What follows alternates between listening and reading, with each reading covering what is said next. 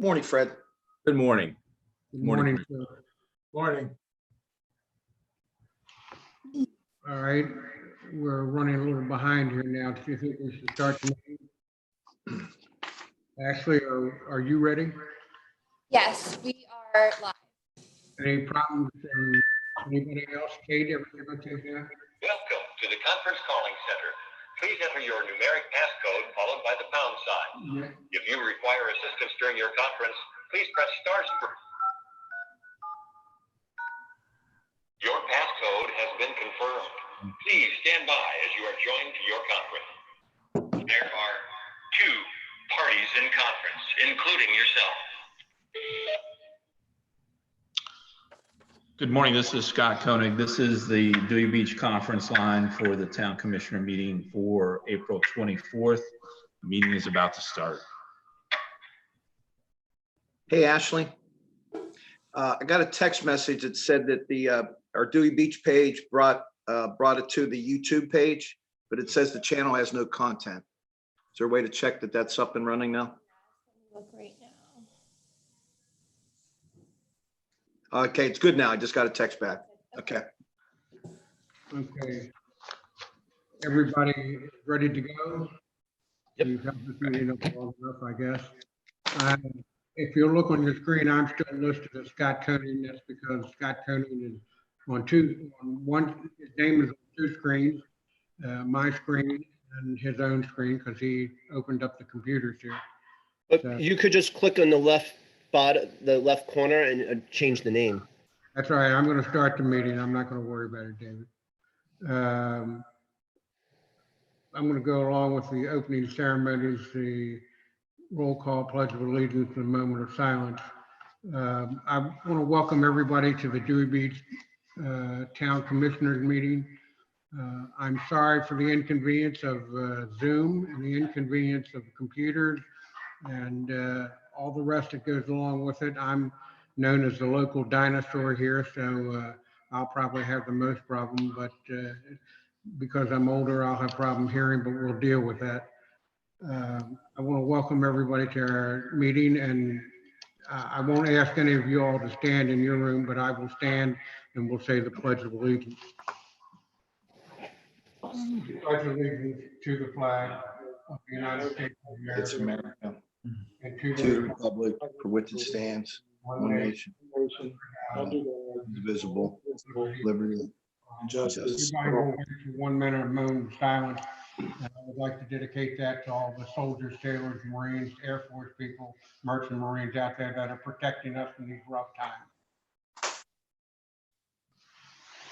Thank you.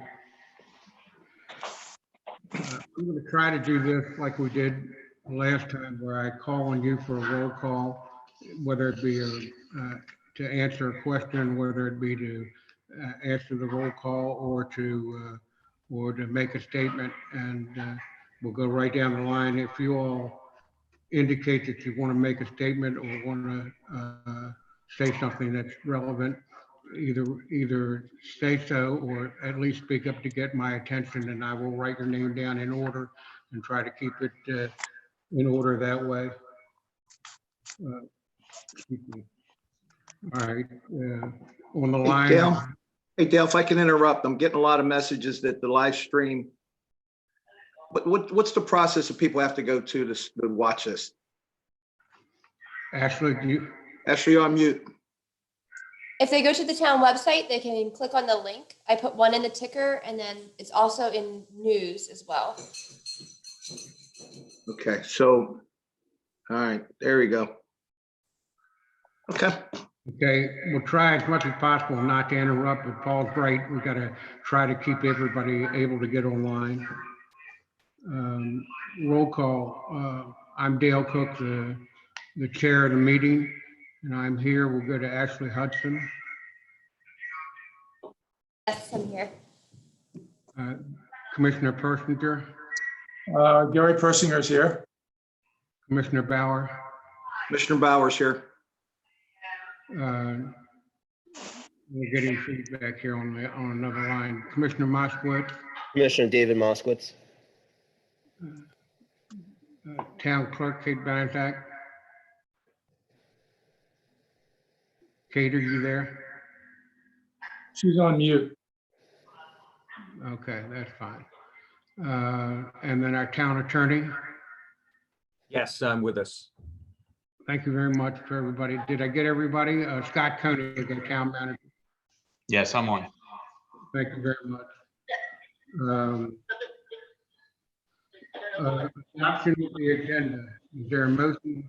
Motion to approve the agenda with striking the approval of minutes to the next meeting. Adding item at the end to discuss having the next meeting at 10 a.m. instead of 7 p.m. to make it easier for the staff. And then also moving item number 7 to item number 3. Due to the recordings. I would like you to go one at a time with that, a little bit slower so that all folks like me can follow through. Why do you not want to approve the minutes? Well, because we didn't get them, some of them in time, so Commissioner Persinger needs to look it over and stuff. So it'd be I better- didn't get the minute. Yeah, I did not get the minutes. You did not get the April 11th minutes? No. I don't think. And correct me if I'm wrong. The week after that meeting, they were emailed out to everyone. Oh, that's my fault. I did not recall that. You know, you can go ahead without me if you choose, but it is my fault. I did not remember that those had been sent out. On a normal situation, I would ask that even if you haven't read it, that we would go ahead and vote on it because everybody received it in their email. But since we also we have not received the March 27th, I'm personally happy that we would not go along with the review of the monthly minutes. Is there any problem with that with everybody online? Hearing David, what was the second change you wanted? Hear me? Can you not? Okay. Hey, guys, there's a bad echo. If we could go on mute, if we're not talking, that would be helpful, I think. This is Scott Koenig. I can hear you. We're just, we're trying to do the roll call and do other agenda business. And then as soon as it's open for public comments, I'll be back on the line. Okay, I just wanted to say it's We're it's gonna have a problem with almost that. impossible to hear everybody.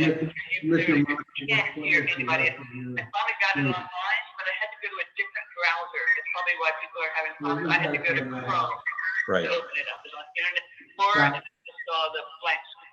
Okay. So I tried pasting the link into another browser. I did Chrome, and now I can see and hear you well there. So you might just mention that.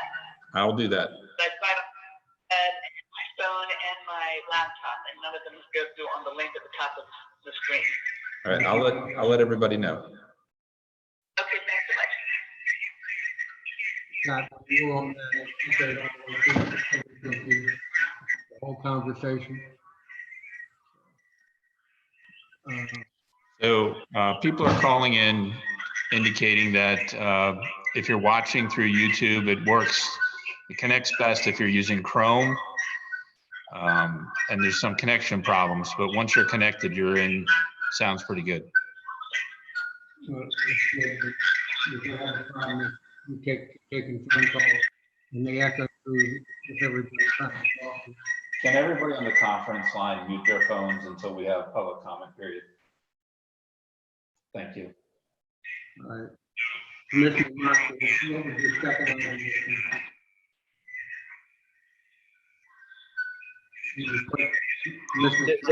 I can't, Scott, can you just mute yours because I can't hear Dale.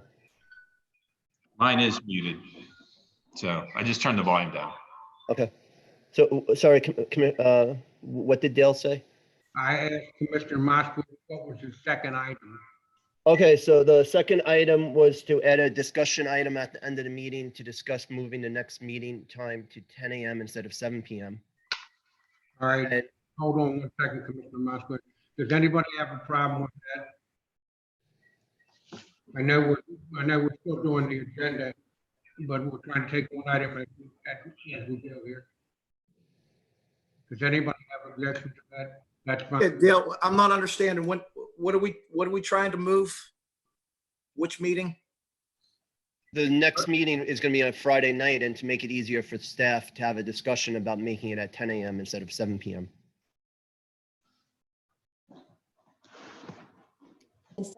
PM. That's in order to not have. What's the date? What's the date of that meeting? May 9th? Or May Yeah, 8th? but it's to have the discussion item and then to discuss then what time we make the meeting. Mr. Cook, if I may, is this a discussion in the context of approving the agenda or? Yes, it is. Yes, it is. It's to add an agenda item. There, Commissioner Moskowitz had a number of items when he moved to change the agenda, and I asked him to list them one at a time so that we have to, so that we all understand what he was asking. Right, but is it necessary to have a discussion about the start time of the May meeting during the process of trying to adopt your agenda for today's meeting? He had placed it in his motion, and therefore I wanted to understand what he was doing, what he was asking. I mean, couldn't we talk about that? I mean, this isn't a, I mean, is this an agenda item to talk about what time our meeting time's gonna move to? I mean, we're gonna be here all day. Commissioner Moskowitz, do you understand what's happening? Yeah, and then the last item was just move the financial issue to the third item because it's the most pressing issue we should be dealing with. Well, if we could get through all these items really quickly, you wouldn't have to move it, but I understand there's been a motion to change the agenda. Is there a second for that motion? I would second if we would amend it and not move item 7 up. Okay, I accept that amendment. So as moved, we would accept the agenda with the removing the minutes overview, remove the voting on the minutes and changing of the time of the next meeting. Is that correct? Well, add a discussion item at the end of the meeting to talk about the time for the next meeting. Is there an issue approving these minutes? I mean, we keep bumping them along. I don't know why. No. We've had them. These are different minutes. March 27th have not been sent to you, and you have the April 11th. Because of the confusion, one of the commissioners didn't get it. So there's been a motion and a second. Is there any further discussion? If not, I'll call the question. All in favor, say aye. Aye. Aye. For the record, this is Gary I'm Persinger. opposed. I mean, we write an agenda. I think we should stick to it, but Wait a minute. I'm I'm opposed. talking about those in favor, Commissioner. So all in favor, all the commissioners in favor, say aye and say your name. Commissioner David Moskowitz, aye. Commissioner Gary Persinger, aye. Commissioner Cook, aye. Commissioner Bauer, nay. Oh, I haven't called for Nate, but thank you, Paul. I appreciate that. So, Ashley, you have, thank you very much. The agenda has been approved. Announcement and update. I have a sad announcement to make.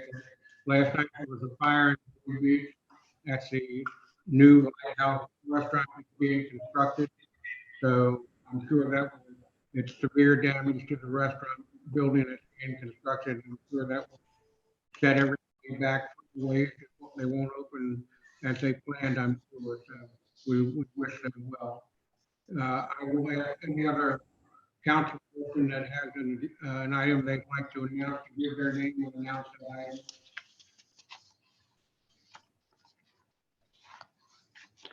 No other announcements, we'll move on. Public comment.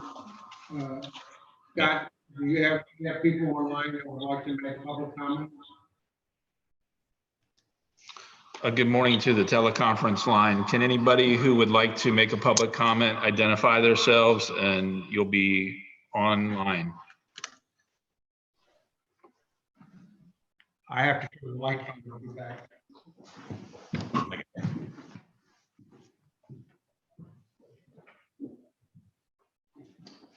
Again, is there anyone on the public conference line that would like to make a comment under public comments? Okay. There's a delay there. Wait just a couple of seconds here. All right, hearing none, we'll move on.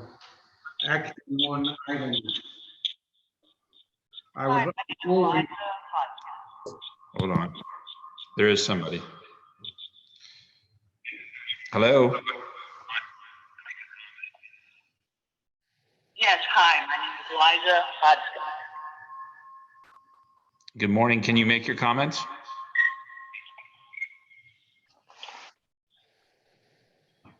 And I'm sorry, the video and the phone are just off for 2 seconds. Scott, nod your head when I'm ready to go. You're ready to go right now.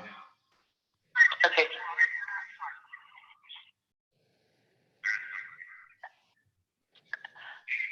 Hi, yes.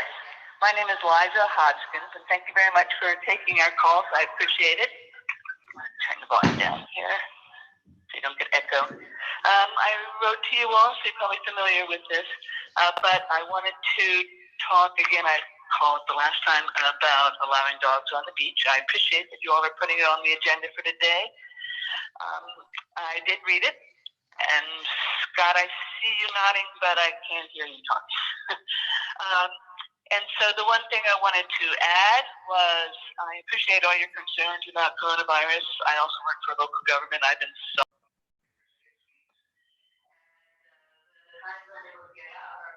take my dogs out, and I would very much appreciate it if I could take them to the beach. I actually live on the Forgotten Mile, just outside the lines. We don't have a beach of our own. We're stuck in between, as you know. We are kind of forgotten. And I've been finding that the beach is just much more safe in terms of social distancing than just about any place else, because when you pass people on the sidewalks, for instance, there isn't a 6-foot distance between walking with them and having to take your dogs in the street, which obviously isn't that safe. Not that there's a lot of traffic right now, but it never is. So for all the points I brought up in my letter, I do spend money when I come into Dewey with the dogs. I do some takeout from your stores and bring the food home. Sometimes go to a liquor store and bring that home. It's good exercise for both me and my dogs. It keeps us healthy.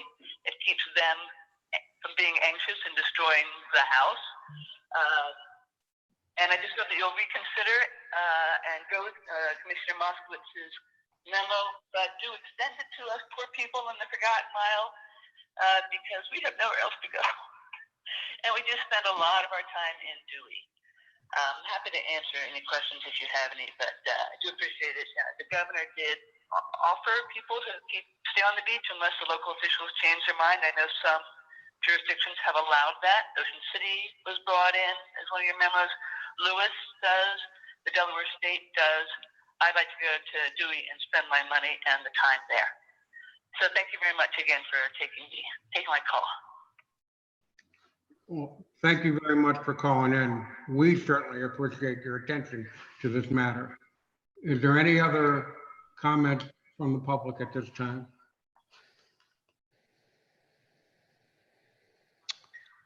We'll hold just for a minute here so that there's obviously a delay.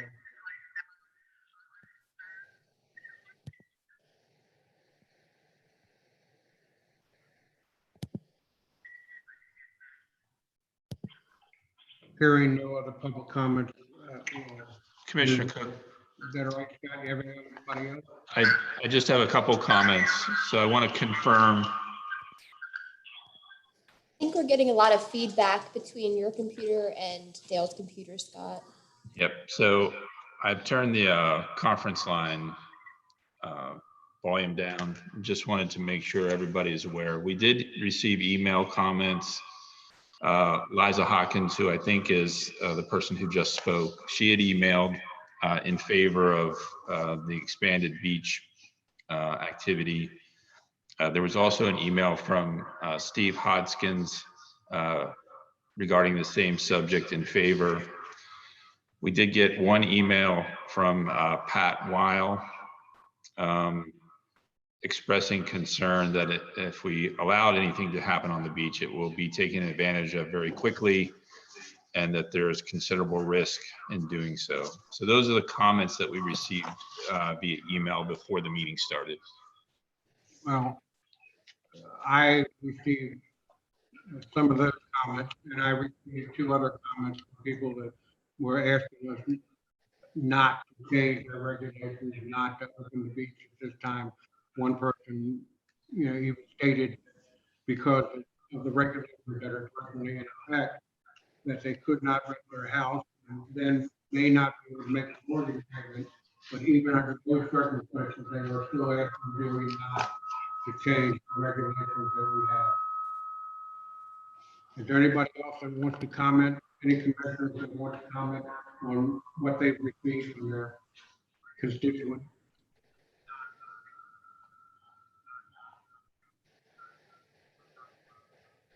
Gonna Hearing unmute. we'll move on. Hey, Paul. Bill. Oh, sorry, Paul. Yeah. Hey, if everybody, if you're not speaking, if you could just go on mute, that'll cut down on the feedback. David, Scott.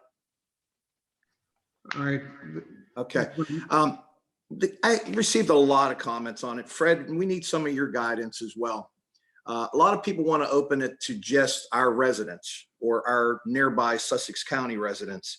Yeah, I've gotten some, complaints actually from people in the legal field that think that that's illegal to only open up a public beach to who you want to open it to. And are we getting ourselves into a bind if we say, if we put a restriction, we open it, but for only that person, but not this person? Point of order, this is public comment. We should be talking about this with the agenda item, not in public comment. It's out of order. I would ask Commissioner Cook to rule on that. Well, I am willing to rule on that, and I agree that it is out of order. Paul, we will, Commissioner Bauer, we will have that discussion with the town attorney at the time it brought up on the agenda. So item number 1, organization. Before we go to item number 1, I would like to have comment from our town attorney to explain to us what is possible and what is proper, and how to run through this question of item number 1, voting on mayor and possibly voting on secretary. Town attorney? Thank you, Mr. Cook.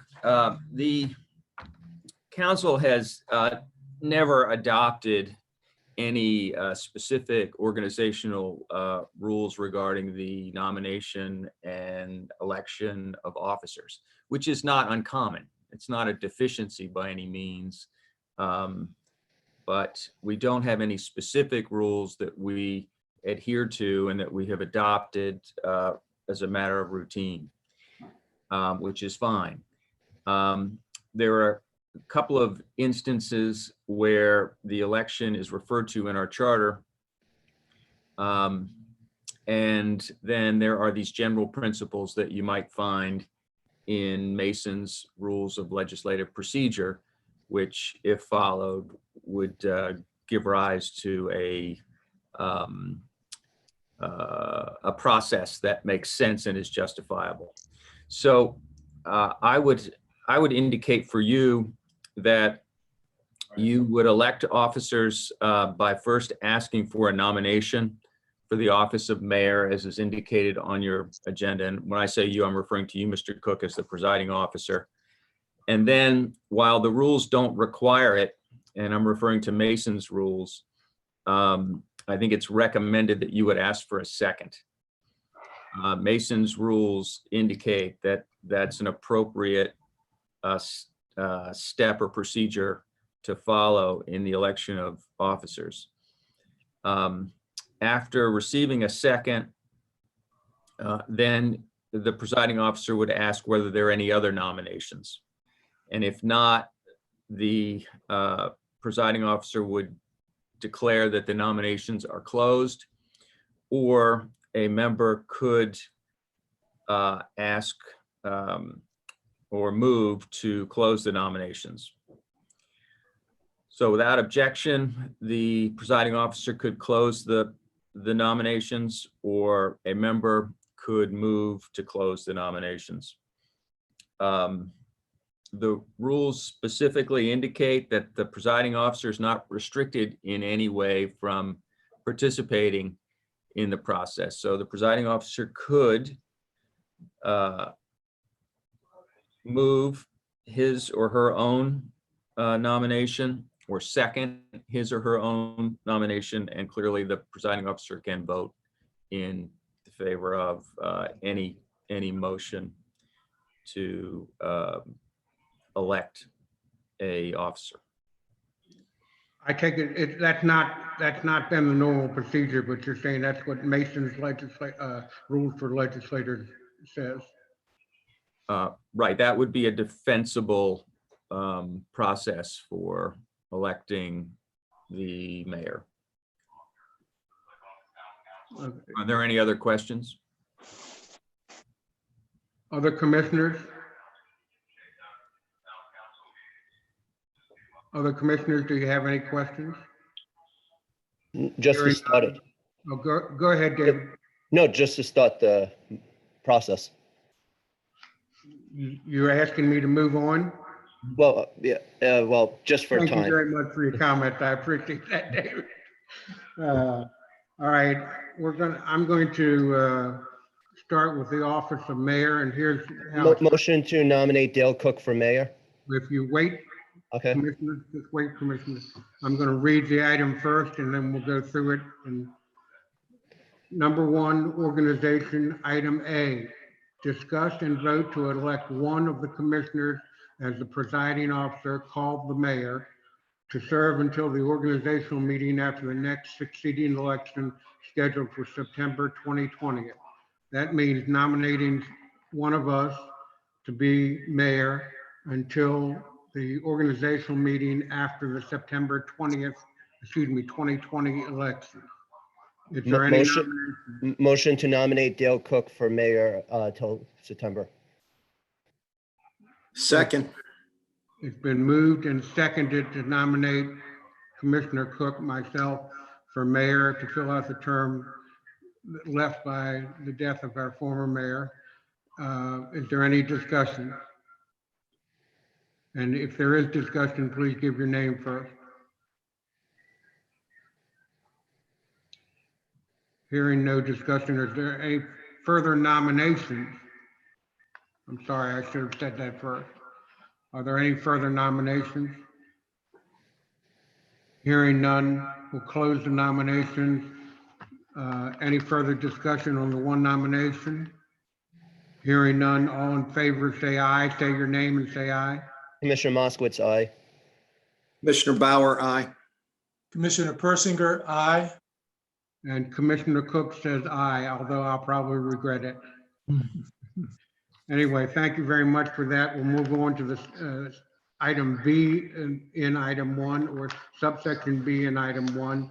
Discuss and vote to select a secretary to serve until the organizational meeting after the next succeeding election scheduled for September 2020. Motion to nominate. The reason we have this right now is because I was the secretary originally. I am now the mayor, just voted in, and therefore I cannot be the secretary. So are there any nominations for secretary? Motion to nominate Gary Persinger for secretary. There's a motion to nominate Gary Persinger for secretary. Is there a second? Is there a second? For the sake of moving forward, I will second the nomination. Are there any other nominations for secretary? Are there any other? This is Commissioner Persinger. I nominate Commissioner Bauer to serve as secretary. Commissioner Bauer has been nominated as secretary. Is there a second? Commissioner Bauer is nominated as secretary. And although it's unusual, I will also second that nomination for discussion. I'm sure that will be a strange thing, or that's not the normal situation, but I figure we should discuss the item. There have been 2 nominations so far that have been seconded, Commissioner Bauer and Commissioner Persinger.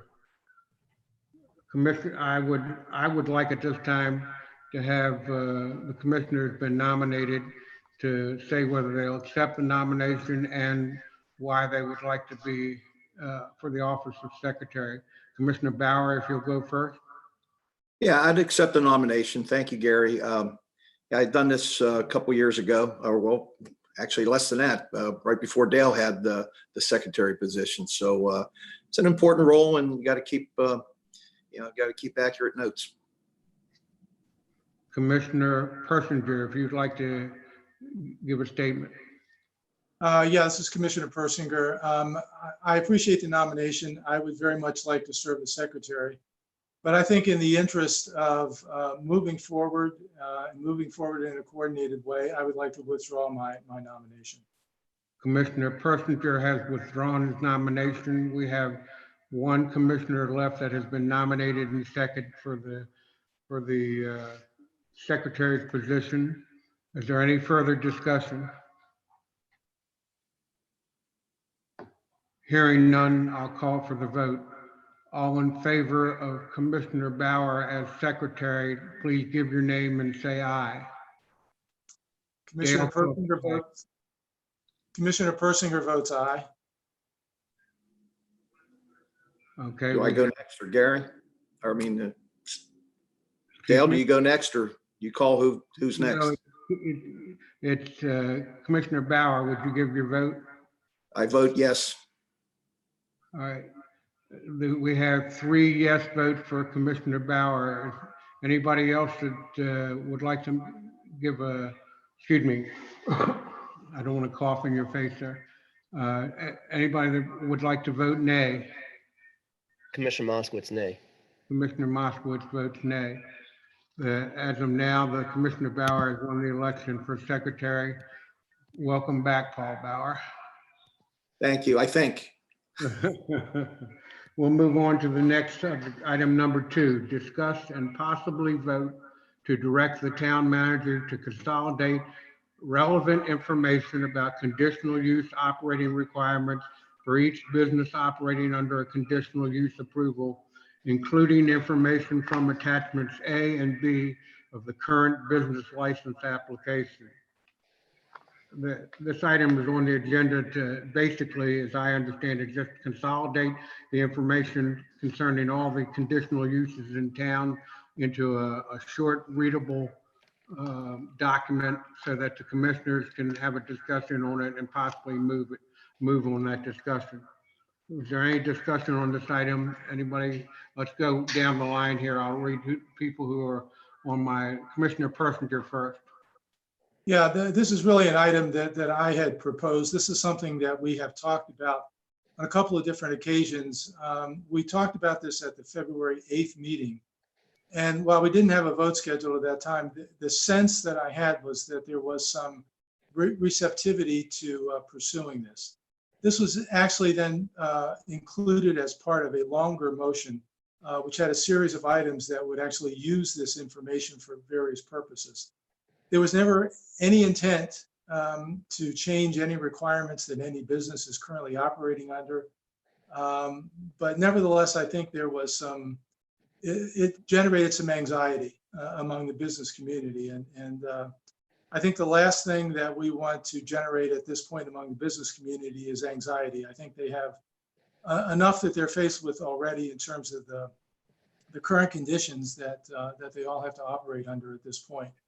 So what I did was just to limit this to really the first section of that original motion. And the idea is this is information that the town already has. We really should understand what the requirements are that any given business is supposed to be operating under. And, you know, as part of the application, the business application process, they do fill out either Form A or Form B, or Attachment A or Attachment B. And this is just a request to compile that information so that it's, for any given business, it's readily available. We would know what the specific operating conditions are for any given business, and what they, it also provides them with a basis to talk with the town so that you would have a common understanding about what those conditions are. It could also serve as a roadmap for businesses if they're unhappy with certain conditions. And those conditions they can seek relief through another conditional use approval process. They can certainly initiate that process, and they would have specifically identified what those conditions are that they object to. There may be some other conditions for which they're required to operate, but it's part of our town code. Again, this would give them an easy way of identifying what those requirements are.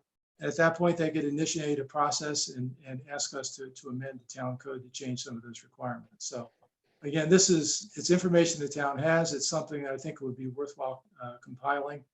And I hope that we could move forward with this. I will call on the other commissioners first, but I'd like to make a comment here myself. This discussion and possibly vote item is strictly to create a combined list that would be better able to be discussed and possibly voted on by the commissioners. But right now it's just to create that list, correct? No, that's correct. It's just to create a source of information. Again, it's information the town has, but we just need to take out all of there are numerous conditional approvals that precede the conditional approval process that the current business has gone through. So we have all that information out there already, but we need to, put aside all of that earlier information and just have the information that's relevant to the current business that's operating. Right. Thank you, Commissioner. Commissioner Bauer, do you have comments? Yeah, so, when we had that conditional use book, which was about a 5-inch binder, I think, of everybody's different condition. I think there's a lot of confusion with the business owners, and this is, the optics of enforcing, tight restrictions on people, although they may have had this going on for, 20 years or more. I think the timing is bad for it, but I agree with putting it together, but giving everybody a fair shot to speak on it. Fred, I think we mentioned in the last meeting, we know the term grandfathering is going to come up in a lot of these disputes as they come along. And I don't want to, I'm not sure anybody on this committee wants to go through disputes all summer long on what these restrictions are. But there's 2 schedules, right, Gary? If I understand right? I hate to interrupt. I just remind the commissioners we need to limit the discussion to creating the list. That's all this item. Right. So the creating list of those 2 schedules and try to simplify that book in some way, because if we do something, we're going to have to enforce it. And I don't think any of our enforcement people are going to carry around a 5-inch binder business to business and say, hey, you're allowed to do this, but you're not allowed to do that. I understand and tend to agree with you, Commissioner. David Moskowitz, Commissioner. Yeah, so 2 things. One is the item was supposed to be on a previous agenda, but got sidetracked. But I had raised that we should have a discussion about making the conditional use fee cheaper. If someone wants to adjust the conditional use to make that I would remind the commissioner that we're just discussing creating the list. So correct, and I like that on like the next meeting to discuss that. But the second thing is, I think the only thing needed to the motion would be to add publicly posting it. So I mean, I would motion to direct the town manager to consolidate and publicly post relevant information about conditional use operating requirements for each business operating under conditional use approval, including information from attachment A and B of the current business license application.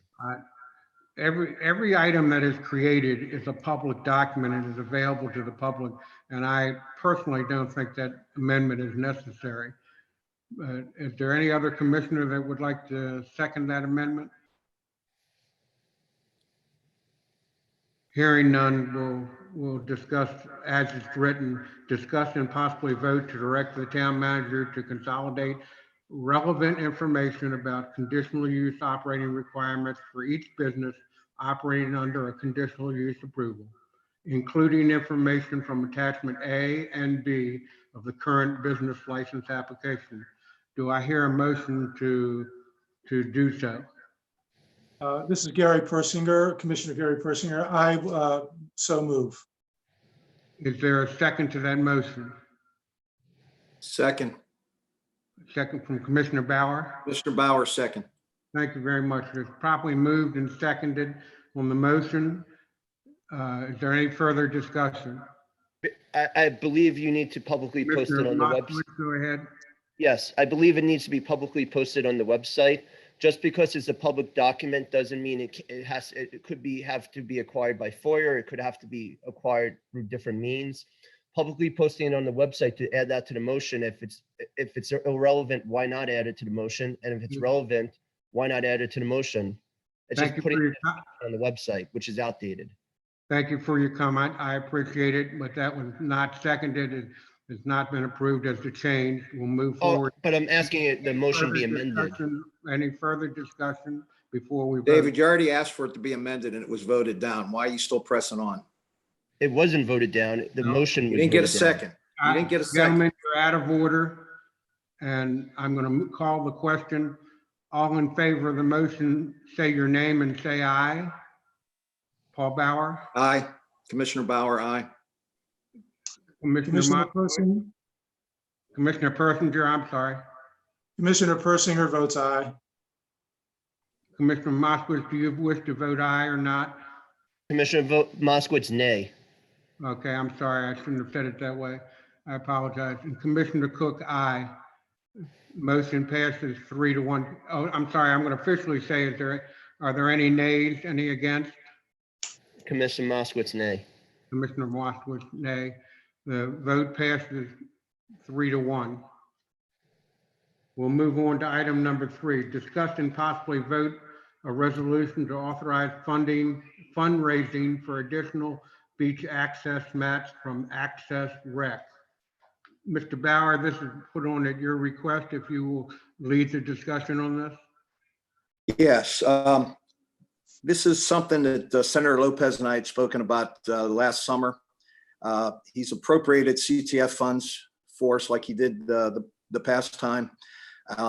And what this motion would be is to use the monies that the state's giving, that the state has approved for us, and add additional mats. It's not going to cost the town any money. There's is it one street, Ashley? What street was that? I believe it was Jersey. Yeah, Jersey Street was the lone street that didn't have any mats on it. And I'd like to definitely put one there. That would be the first one, but with the condition that, like every other street, people had the opportunity to sponsor and adopt that dune. I'm asking for $0 from the town. This has already been approved by Senator Lopez. And the only thing I guess we're asking for is to solicit donations for the people on Jersey Street to contribute towards bettering their beach. I would like to, Wait one second, Commissioner. I will call on you, I promise. So we're going to further discuss and possibly vote to approve a resolution to authorize fundraising for additional beach access mats from Access Rec. I'm now going to call on each commissioner for their comments. Commissioner Moskowitz. yeah, so if I reached out to the state senator or speaker and said, I want the town to get money for a purpose without speaking to the other commissioners, I would be in trouble, let's say. And it's ludicrous. We have an infrastructure plan with stormwater drains, and we only did 3 streets out of 22. We have roads that haven't been paid in 20 years. And we should, as the commissioners, have an infrastructure priority list and decide what's most important. And beach mats or flooding, which do you think people would choose? The second thing is you're asking people for money during COVID-19, where what are you going to do? Ask the homeowners who are having problems paying their mortgage, where 1 or 2 out of work. You're asking the businesses that haven't yet to open and are trying to pay their employees. And it's just ludicrous. There's much more priorities right now. People going hungry and trying to raise money. And we had an outstanding thing. We were trying to raise money for the beach wheelchair, which would go to the general fund. And we haven't even raised money for that. But I think going back to the thing, there has to be infrastructure priority. And the infrastructure priority is flooding. It's stormwater cleaning out. Any money we get from the state, if that money is still available from the state, should be decided as commissioners based on priority. And beach mats, to me, it's a nice to have, but it's about what's must have. I appreciate your comments, Commissioner. Commissioner Persinger, do you have any comments on this item? Yeah, I do have a few comments. I appreciate the fact that Senator Lopez is willing to make this money available to us, but the question I have is who makes the decision about how these kinds of funds get utilized? Is that the municipality's decision, or is it something specific that has to be authorized by the legislature, or is it just Senator Lopez's decision? I'm just wondering about the optics of this. We are in some very difficult times, and everybody is under pressure. And is there a better use for money like this, or is, because in some sense we've gone through the process and these funds are designated for this use, are we locked into that in some sense? So that's one question. The other issue I have, I think Commissioner Bauer said that this was not this would not cost the town any money. So, and the suggestion here is that he would solicit funds from property owners on Jersey Street to cover the cost of that mat. What if the costs fall short? I'm unwilling to commit us as a town to spending any more town money for the beach mats. I don't think we have the flexibility to do that. And I think there's some indication, there's some possibility that could be. Commissioner, I apologize for interrupting. I sincerely apologize. But what was on the floor for voting, or possible on the floor for discussion voting, is strictly to approve a resolution to authorize fundraising, not to spend town money. So it's not going to spend town money no matter. But there is that implication in the last sentence of the draft resolution. This is what I was getting to. It says, in addition to general fundraising, the town will seek public-private sponsorships for some sections of the beach mat to offset any costs to the town of Dewey Beach. So that there's a clear implication that there is some willingness for us that in approving this resolution, there seems to be some implication that Dewey Beach might incur some costs. And I'm not in favor of that. Okay, I would call on Commissioner Bauer to address that issue before we move on. Commissioner Bauer. All right, so yeah, the way this is written, Scott, you had a comment on that? Because I saw you raising your hand. You're on mute, by the way. Yes, I do have a comment. So I think I can clear up some of this. The original request that Commissioner Bauer had submitted was to move forward with a purchase. Administratively, my preference is the beach mats have been a very big success. However, there's a couple of shortcomings. One, we didn't do Jersey Street. And two, there are a number of streets where the mat was stopped short of the pavement section. So there is a mobility issue from getting from the macadam to the mat. And there was discussion about seeking sponsorship, seeking funds from either the legislators or private people to address that need. The way that the funding works from the state legislators under the Community Transportation Fund program, these are discretionary funds from the legislators. We have to ask for it. We have to sign an agreement with DelDOT. We have to have the agreement in place. We have to get a purchase order from DelDOT before any purchase can be made. So I think this is a good thing for the town. It was a very popular program. In the end, the legislators and private funds paid for a majority, probably 70% of the original mat purchase. The town put money into the original mat purchase. However, we're not at the moment committing to purchase of these. We need to identify how much mat we're going to need, how much fundraising we can do. And then my expectation is we have to come back to the commissioners to authorize the actual purchase. Right. So my thought on this, if I could speak. Go ahead. I forget the exact dollar amount that Senator Lopez did the CTF funds, the community transportation funds for. But my thought is to use what the state has already approved for us for that specific purpose. You can't say, hey, I'm not going to use what I asked you for. I'm going to use it for what I want to use it for, something else. That's a separate request. Any of you are welcome to talk to any of the legislators up in Dover. If you want to get something approved, work with them. I think it's the best way to do it. This is money that's coming in to make our beaches better, because at some point, hopefully they're going to get used. And when you can improve something and not take any money out of your own pocket, I can't believe anybody's going to fight against that, but perhaps there is. But vote your conscience on it. I'm not asking the town to spend a penny on it. I'm only going to ask that we're going to spend up to what the state has already approved for us, and then whatever Jersey Street contributes towards it. If they can, if they have enough for one panel, I think we did at least one advertising panel or sponsorship panel on every street.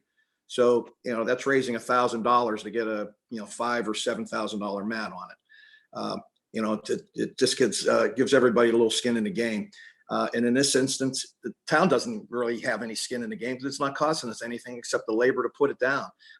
We had complaints over safety before where there's fall off at the corner of the streets and you got to fix that. We put wood underneath it and people were stubbing their toes on it. If you can fix it for free, I can't see how anybody's going to argue about this, but go ahead. Thank you, Commissioner. I appreciate that. Commissioner Persinger, I would ask, does that answer your questions on? It does for the most part. And I appreciate the explanation that Commissioner Bauer just provided. I'm not comfortable with the optics, but I'm willing to support this because it is a good thing for the town. The Beach Mat program has been successful. I've heard, I think we all have heard many good comments, favorable comments about the beach mats that have been installed. My only objection at this point is to the last sentence of the resolution where there is some implication that there could be some cost to the town. I would like to see the resolution modified to rule out specifically any possibility that this would cost the town funds.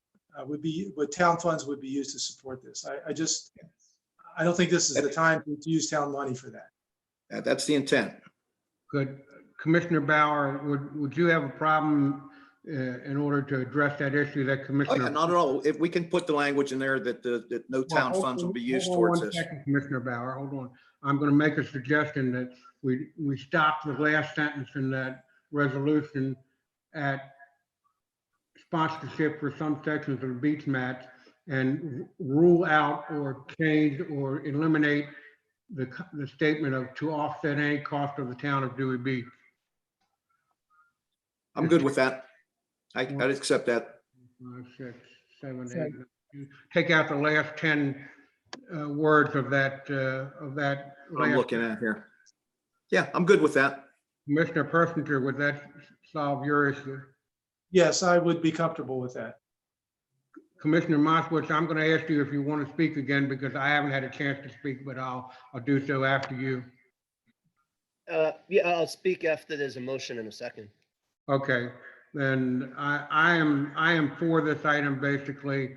I think we have to fulfill the wishes of the original item that was brought years ago, that to place the beach mat for the handicap, to make it more handicap accessible and more accessible for older patrons. And we seem to be getting more and more older patrons, including myself in Dewey Beach, and I want to support the item. So is there a motion on the item? Mr. Bauer? Yes, I'd like the motion. And Fred, help me with this. Dale was striking that last 10 words, I believe you said. Yes, last 10 words of the last sentence. So I'd like to, I don't have it right in front of me here, but I'd like the motion with Dale's suggestion, remove the last 10 words from the amended, to amending motion. The resolution. The resolution. So would you like me to read the entire resolution in as a motion? Yes, please. Town attorney, would you feel that's necessary? Town attorney? You're on mute, Fred. Right. No, I don't think that that's necessary. If under the circumstances you want to do that because you're amending a resolution and this is a Zoom meeting, you want to read it, that's fine, but I don't think it's required. Well, I think then- everybody understands. well, if Commissioner Bauer's motion could read, discuss and possibly vote to approve a resolution to authorize the fundraising for additional beach access mats from Access Dress with the As- one change to eliminate the last 10 words of the last sentence of the resolution. That's certainly sufficient. Mr. Bauer, would you like to make that motion? Yes, I would. Thank you, Dale. Is there a second for that motion? This is Commissioner Persinger. I second that motion. There's been a motion by Commissioner Bauer and a motion by second by Commissioner Persinger. Is there any further discussion? Commissioner Moskowitz? Yeah, I mean, this to me is just crazy because you have a use of money that can be used potentially for stormwater or possibly paving the roads. The state has a $1 billion deficit. The optics of them spending money for beach mats, it's just bad. And Dewey Beach probably we put this item ahead of actually talking about the financial issues. We're probably 1 to 1.5 million in the hole. And someone has to maintain these beach mats, which is not talked about. There's a maintenance we're responsible for and replacing it. There's a cost to it, and you're going to be going and asking for donations. I mean, when Marie Antoinette said, let them eat cake, we're going to be telling them, let them have beach mats as people have potholes. It's just the optics are bad. If this was brought up a year ago when times were better, or a year from now, that'd be different. But this is an uncertain area, and we're spending money or using transportation funds on beach mats instead of what's actually needs to be done by infrastructure priority. My street hasn't been paved in years. I'm sure most streets have not been paved in years, and this is money that could be used for that. Stormwater, only 3 out of 22 or 23 streets were done. So we're wasting money on beach mats. And I mean, in a time when people are going hungry. So, I mean, I can't imagine Senator Lopez spending money on this and telling his constituents, I don't have money for the food bank, but I did pay for their beach mats. That's. Thank you very much, Commissioner Moskowitz. I appreciate your comment. Now I'll make my last comments and then we'll vote. We'll finally authorize. My comments are that I think it's a good item. I think it should be approved. I think it's not going to cost the town any money. And even if it had cost the town some money, I would be in favor of it. I think it helps the handicapped individuals and the older people that even are not handicapped but are slower to get across the beach dunes. And I think it's probably necessary to finish the item up. So hearing no further discussion, I'll call the question. Those in favor, I'll read down through the list. Those in favor say aye. Paul Bauer, I'm in favor. Commissioner Persinger, Commissioner Persinger votes yes. Commissioner Cook votes yes. Any against? Commissioner Moskowitz votes no. Commissioner Moskowitz votes nay. The item passes 3-1. Next item on the agenda, item number 4, discuss and possibly vote to authorize Jungle Gym Total Pet Care, which is a business in Dewey, to sell Dewey Beach dog licenses from their facility located at 1705 Coastal Highway, Dewey Beach, Delaware, for a period of 1 year. Commissioner Bauer, you put this on the agenda. I would ask you to speak first. Yeah, and I'm going to defer to Scott on this because I think I had directed Mr. Caparelli to go speak with Scott on what the program is. Is Jim Caparelli on the line? Perhaps we can have him explain what the process is proposed as. Commissioner Bauer, at your request, we'll go to Town Manager Scott Koenig. Mr. Koenig? Yes, so in the packet support documents is a letter from Mr. Caparelli dated March 9th, identifying his proposal. I also have him, I believe, on the conference line, so I'm going to get him on and I'm going to let him speak for a few minutes. I'm here. Mr. Caparelli, are you there? I'm here. Okay. All right. You're going to go through the Zoom meeting microphone on my computer, so speak clearly, please.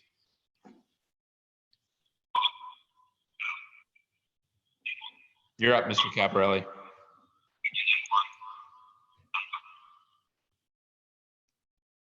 Can you hear me? Yes. Yes, I'm here. I just want to. One of you, your computer, Dale's computer, maybe have it on. Yeah, Ashley. Can Dale maybe put his computer on mute? Because I think when Jim is speaking, we're getting feedback through, since there are 2 computers in the same room. Go ahead, Everybody Jim. hear me? Can anybody? Yes, we can hear you. Okay. All right, first and foremost, I just want to tell everybody, I hope everybody's hanging in there with what's going on, and I hope everybody's okay and their families.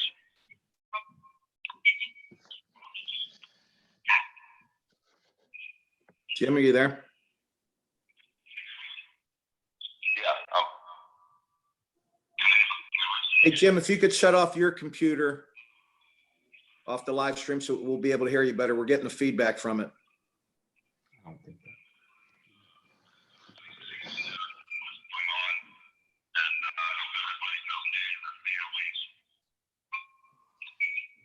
And I think there's a long delay here, but basically the letter that Scott has, I assume all of you have that letter.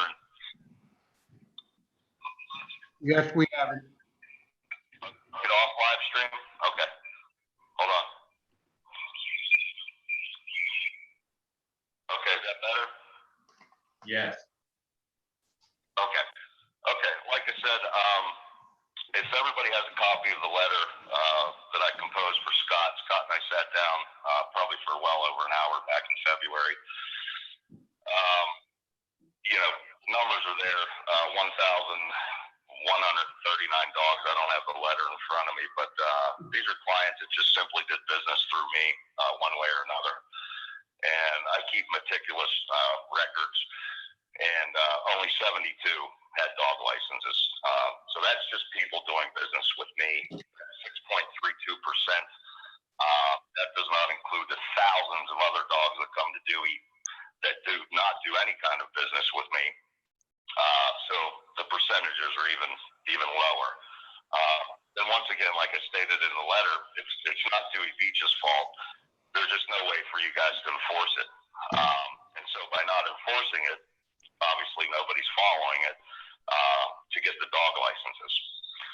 So, this is just a way, and TJ, God rest his soul, back in March, was even quoted as saying, we need to find alternative revenue avenues for Dewey Beach. And this is one of those alternative avenues. So basically, if anybody does business with me, there is a way technically to enforce it if you're doing business with me. If you do business with me, your dog is going to have a dog license, period, end of story, whether it's a weekend, weekly, or yearly dog license. Like I said, it's not total enforcement, but it does give us some type of enforcement to be able to keep track of this and to generate revenue. And with my state-of-the-art checkout system, which is also in that letter, it's not going to be rocket science. Simply, there's an icon. You add an icon that says Dewey Beach dog licenses. At the end of the month, we hit that icon, ask for total, and it will give us a total of what we did in sales for dog licenses. I'm not sure if you guys do this right now or not. You're not selling dog licenses online, correct? Right now, we're not selling dog licenses online. That's something that I've requested to be brought up by the town manager. Okay, because what might also my idea, it's not in that letter, but simply, putting a link on my website for the dog licenses. You also can tie that in to my checkout system. That will all be done by my web designer. Because, a lot of people get down here. We've all been through it. We've traveled. We've driven 6 hours. You got kids. You got to check into your hotel or rental place. Oh, we got to run down to town hall, or we got to run to Jungle Gyms if this gets approved. We got to get Fido our dog license. Well, this is a way for Fido to already have his license around his collar before he even gets here. And that's just one less thing that a tourist has to go through upon arrival when they're trying to do everything else and get situated for their vacation here. So I think that will be very successful as well. And another question is, I'm sitting here with a lifetime dog license in front of me. It's in paper form, written in magic marker. Did we get rid of the golden tags? Are those obsolete now? No, the tags aren't obsolete that I know of. Am I wrong, town manager? Okay, I didn't hear you. I'm sorry, you broke up. Yeah, I'd have to defer to Ashley. She may know. We still use the paper cards for the temporary licenses, and we use the yellow metal tags for the lifetime. That was Ashley Hutchinson. I'm looking at a paper tag right now that says lifetime on it, valid. So that was just a question because, you know, people take pride, and if we're still going to do the gold tags, that's great. But, you know, if it's a lifetime license, this little piece of paper, number one, unless you're doing it in waterproof magic marker, the dog's going to jump in the water, and the number's going to be gone, lifetime's going to be gone. I don't want to use the word cheap, but I was just concerned because people go home with those gold tags. They go back to Philly or Baltimore or DC or Jersey or wherever they're from, and they take pride in that silver, or not that silver, that gold tag around their dog's collar, and they consider that dog a Dewey Beach dog and a lifetime Dewey Beach dog. So I was just making sure that you know, weekend passes are fine in my mind with paper, just to cut costs. Weekly, fine, but just want to make sure the lifetime licenses were in fact the gold tags. So basically, you know, this is a way, we're all hurting right now, everybody, the town of Dewey, all of us people, businesses, and especially now, this is just a way to generate revenue for the town of Dewey Beach that you're not getting right now or in the future. And as I grow, these numbers will go up. So Scott and I crunched some numbers. If you see the letter that I wrote, even if you average out $20 per license, you know, weekly, weekend, the lifetime, whatever, just average out $20 per license. Even at a 50-50 split, which is my proposal, that's another $12,000, $13,000, $14,000, $15,000 of revenue for the town of Dewey Beach, and very much needed. That can be put to other things.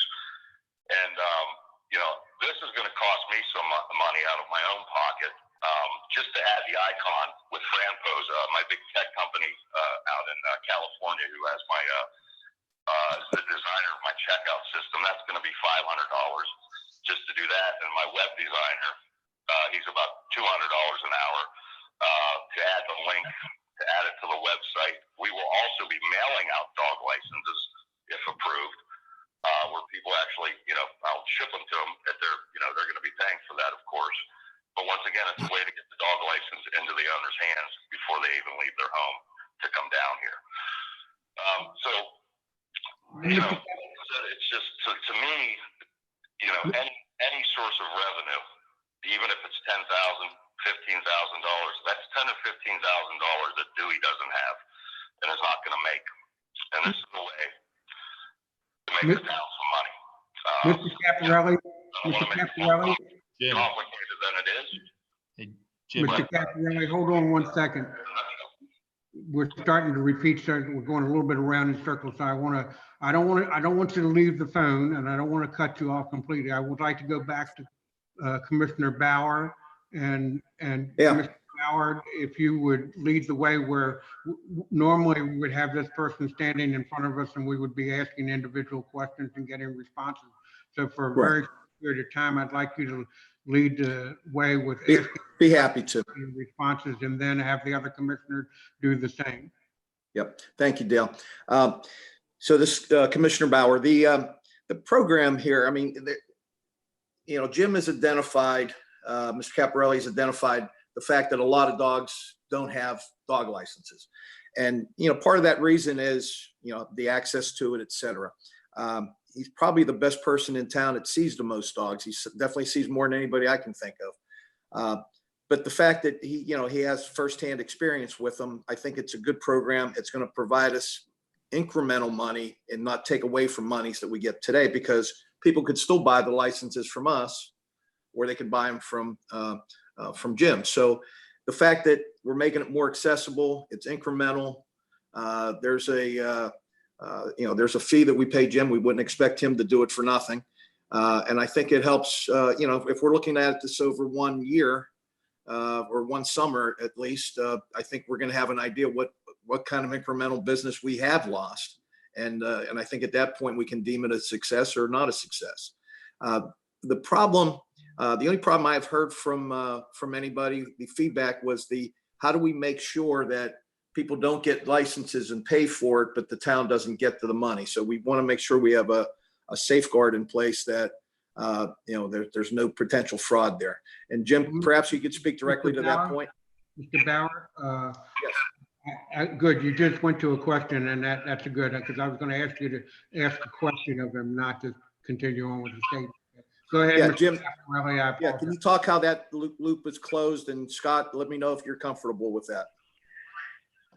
The town doesn't get the money, so we want to make sure we have a safeguard in place that, there's no potential fraud there. And Jim, perhaps you can speak directly to that point.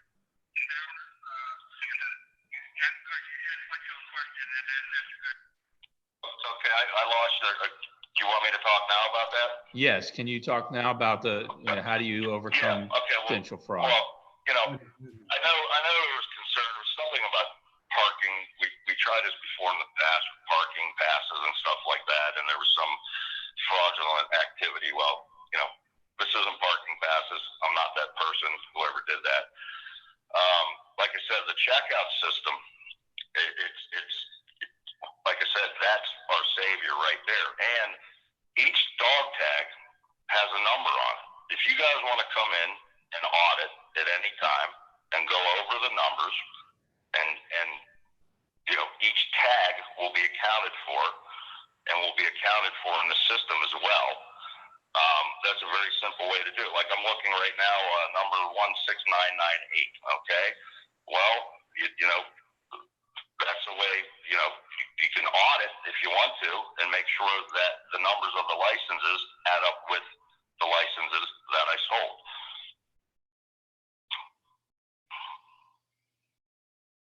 Mr. Caparelli, is that the end of your answer there? Well, yeah. I mean, it's really, I don't want to. It's really, there's no, it's an honesty thing, really. I mean, it's like I said, the checkout system, it makes it so simple. Okay.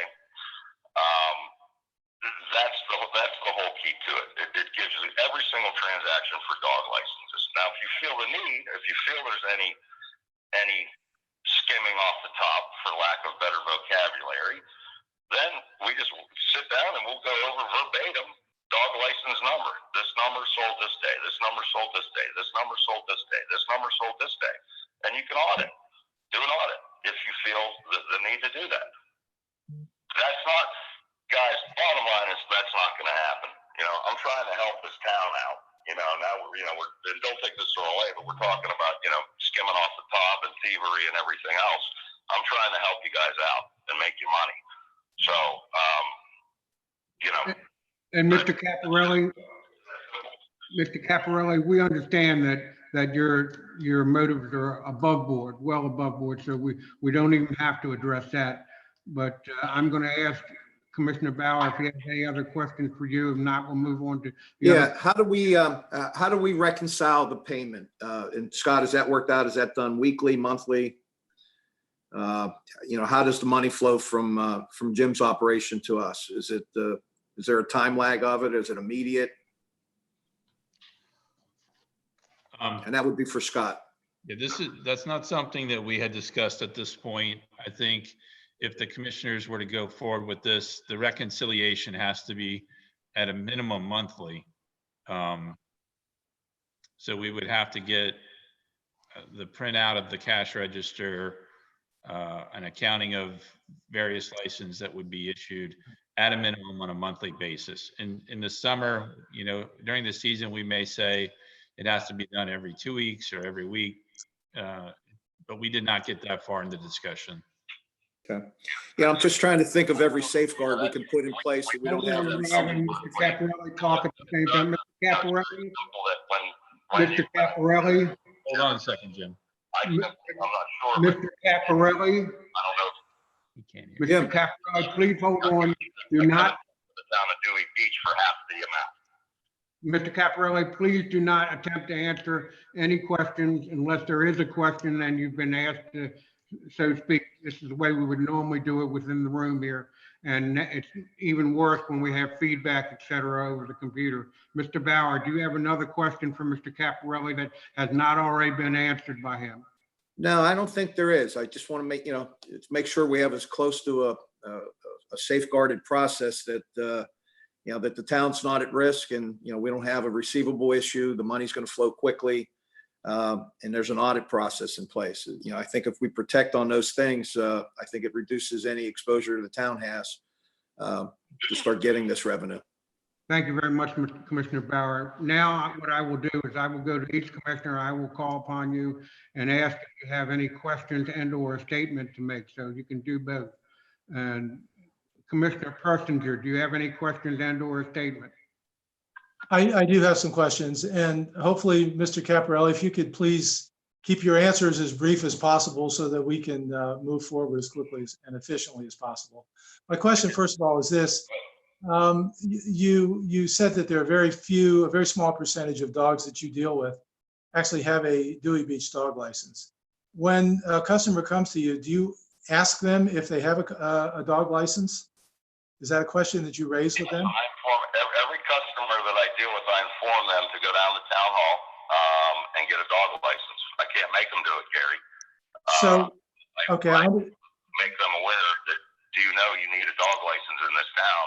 A lot of people don't even know, to be honest with you. But I do inform them that you do need one and to go down to town hall. Thank you, Mr. Caparelli. Make a possible fine. So we don't actually know the extent to which there are people who take your advice and actually go to town hall and get a dog license. So the percentage might not be 6.3% as you've quantified in your letter. It could be something higher than that, possibly. Is that right? Well, it could be. It's like I said, it could be. But I'm just saying, what I'm saying is the dogs, that was at last count. That was back in the fall, 1,139. Those are the people that actually went upon their own, okay, to go get a dog license without me directing them or telling them. Those are just people that did it on their own. So 72 people out of 1,200. Okay. So when we passed an ordinance to amend our town code to allow your business to operate in Dewey Beach, part of the language in that was for your business to submit an appropriate plan of operation addressing the subjects of vaccinations, licenses, pet waste, and waste management procedures. So at this point, your plan to deal with licenses is simply to advise them to go to town hall and get that license. Is that correct? There's no further plan. Right now, as of right now, because I'm not allowed to sell them. So the only thing that I can do is advise them of the law or the rule or the town ordinance that you must have a dog license. Whether they do it or not, that's on them. Okay, so if we were to agree to this and a customer comes to you and says, well, I don't want to pay for a dog license, would you still provide that customer service? Not to cut you short, that dog's not staying with me, period. End of story. They're going to be in compliance. And not only that, Gary, they're going to be in compliance with vaccination records like every dog is regardless with me, okay? But if somebody comes to me just to buy a dog license, not doing business with me, and that dog is not properly vaccinated, I'm not selling it a dog license, okay? And that's another issue. That's a whole nother subject, okay, that we don't need to talk about now. But it's checking vaccination records. You got thousands of dogs coming to town, and you don't know if they're properly vaccinated or not. Well, that's already a requirement for your business. That dog is going to have a proper vaccine. Commissioner Persinger, go ahead. I was just saying that dealing with vaccinations and licenses and pet waste and waste management, that's all part of the ordinance and the conditions under which your business has to operate already. So you're in essence, I think, telling us that you're trying to create a better plan here to deal with licenses. But this doesn't affect vaccinations or anything. In essence, what we would be doing is delegating at least part of our enforcement authority with respect to dogs and dog licenses to you and to a business. And I'm not sure that's appropriate.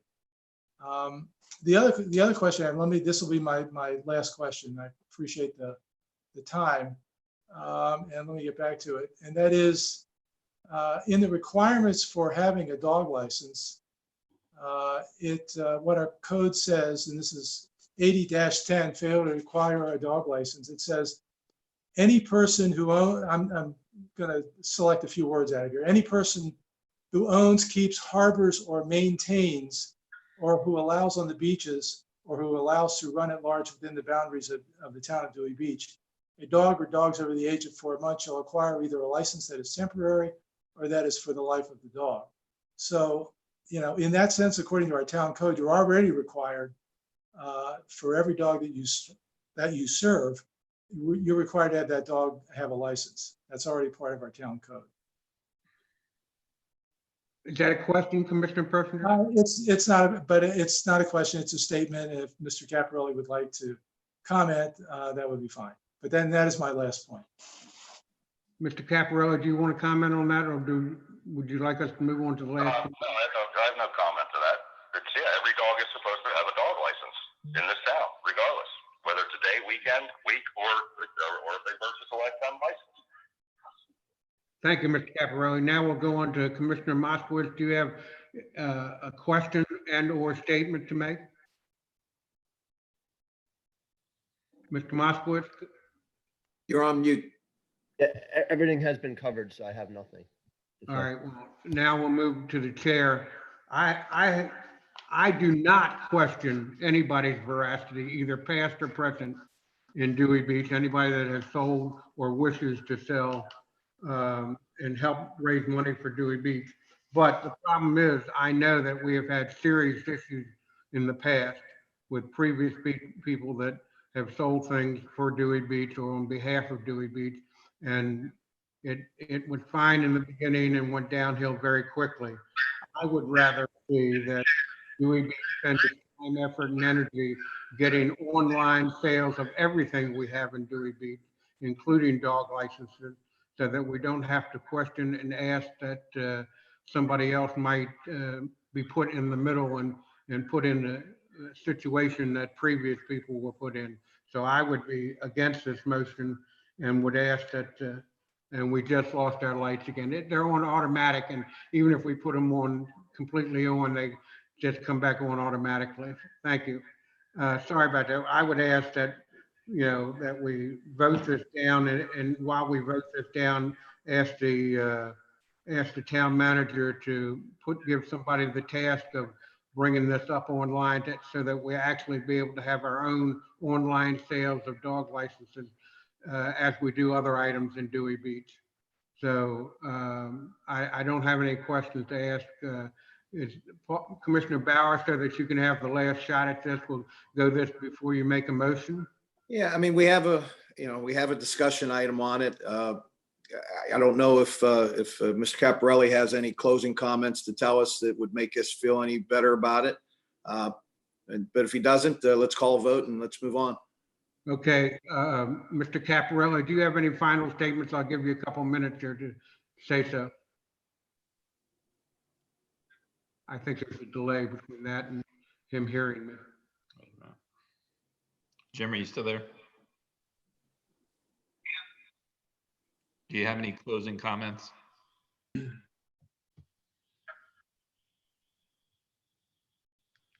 I want to delay a little bit. We're asking for Mr. Caparelli's closing comments first. No, I have no closing comments. I mean, I'm good. Go ahead and vote. All right, thank you very much. Commissioner Bauer, would you like to make a motion here? Yeah, let's motion to approve as it's discussed and listed in our agenda. No closing comments. All right. That's because of the delay there. I apologize, Mr. Caparelli. I apologize to the commissioner. Commissioner Bauer, if you would like to make the item number 4 a motion. Yep, I thought I did at the beginning here. Motion is to vote yes or no to approve the proposal that Jim Caparelli has made to us as listed in our agenda. Is there a second to the motion? From the commissioners online, is there a second to the motion? Hearing the motion fails. Or not not valid, so we won't discuss it. We'll have to move on to the next item. Item 5, discuss and possibly vote to amend the number of set-aside accounts and the revenue allocations associated with those respective accounts. Commissioner Persinger, this was your item, and I would ask you to discuss it at first. Excuse me, thank you. We actually discussed the same item at the last meeting, and in fact, it was voted down. But having said that, I think there was some receptivity to revisiting this issue. And I think it's important that we revisit it as we consider the kind of financial issues that we're going to face in the coming months. Everybody should have a copy of this. I don't know if you have it in front of you, but one of the issues that we wanted to deal with is to make sure that each of our set-aside accounts, and just to remind everyone what those set-aside accounts are. We have a streets and infrastructure account, we have a comp plan account, a transfer tax recoupment account, and a parking permit and signs account. It was clear at the last meeting that for the transfer tax recoupment account, the parking permit signs account, we had not fully allocated money from FY 2019 and FY 2020, as we had all agreed on as a body. That has now been done. We're going to get to the March financial reports in a moment. All 4 of those accounts are now fully funded with funds as required from fiscal year 2019 and 2020. So that is no longer an issue at this point. In terms of the balances in those accounts, we have $371,000 approximately in the streets and infrastructure account, $110,000 in the comp plan account, $198,000 in the in the transfer tax recoupment account, and $179,000 in the parking permit signs account.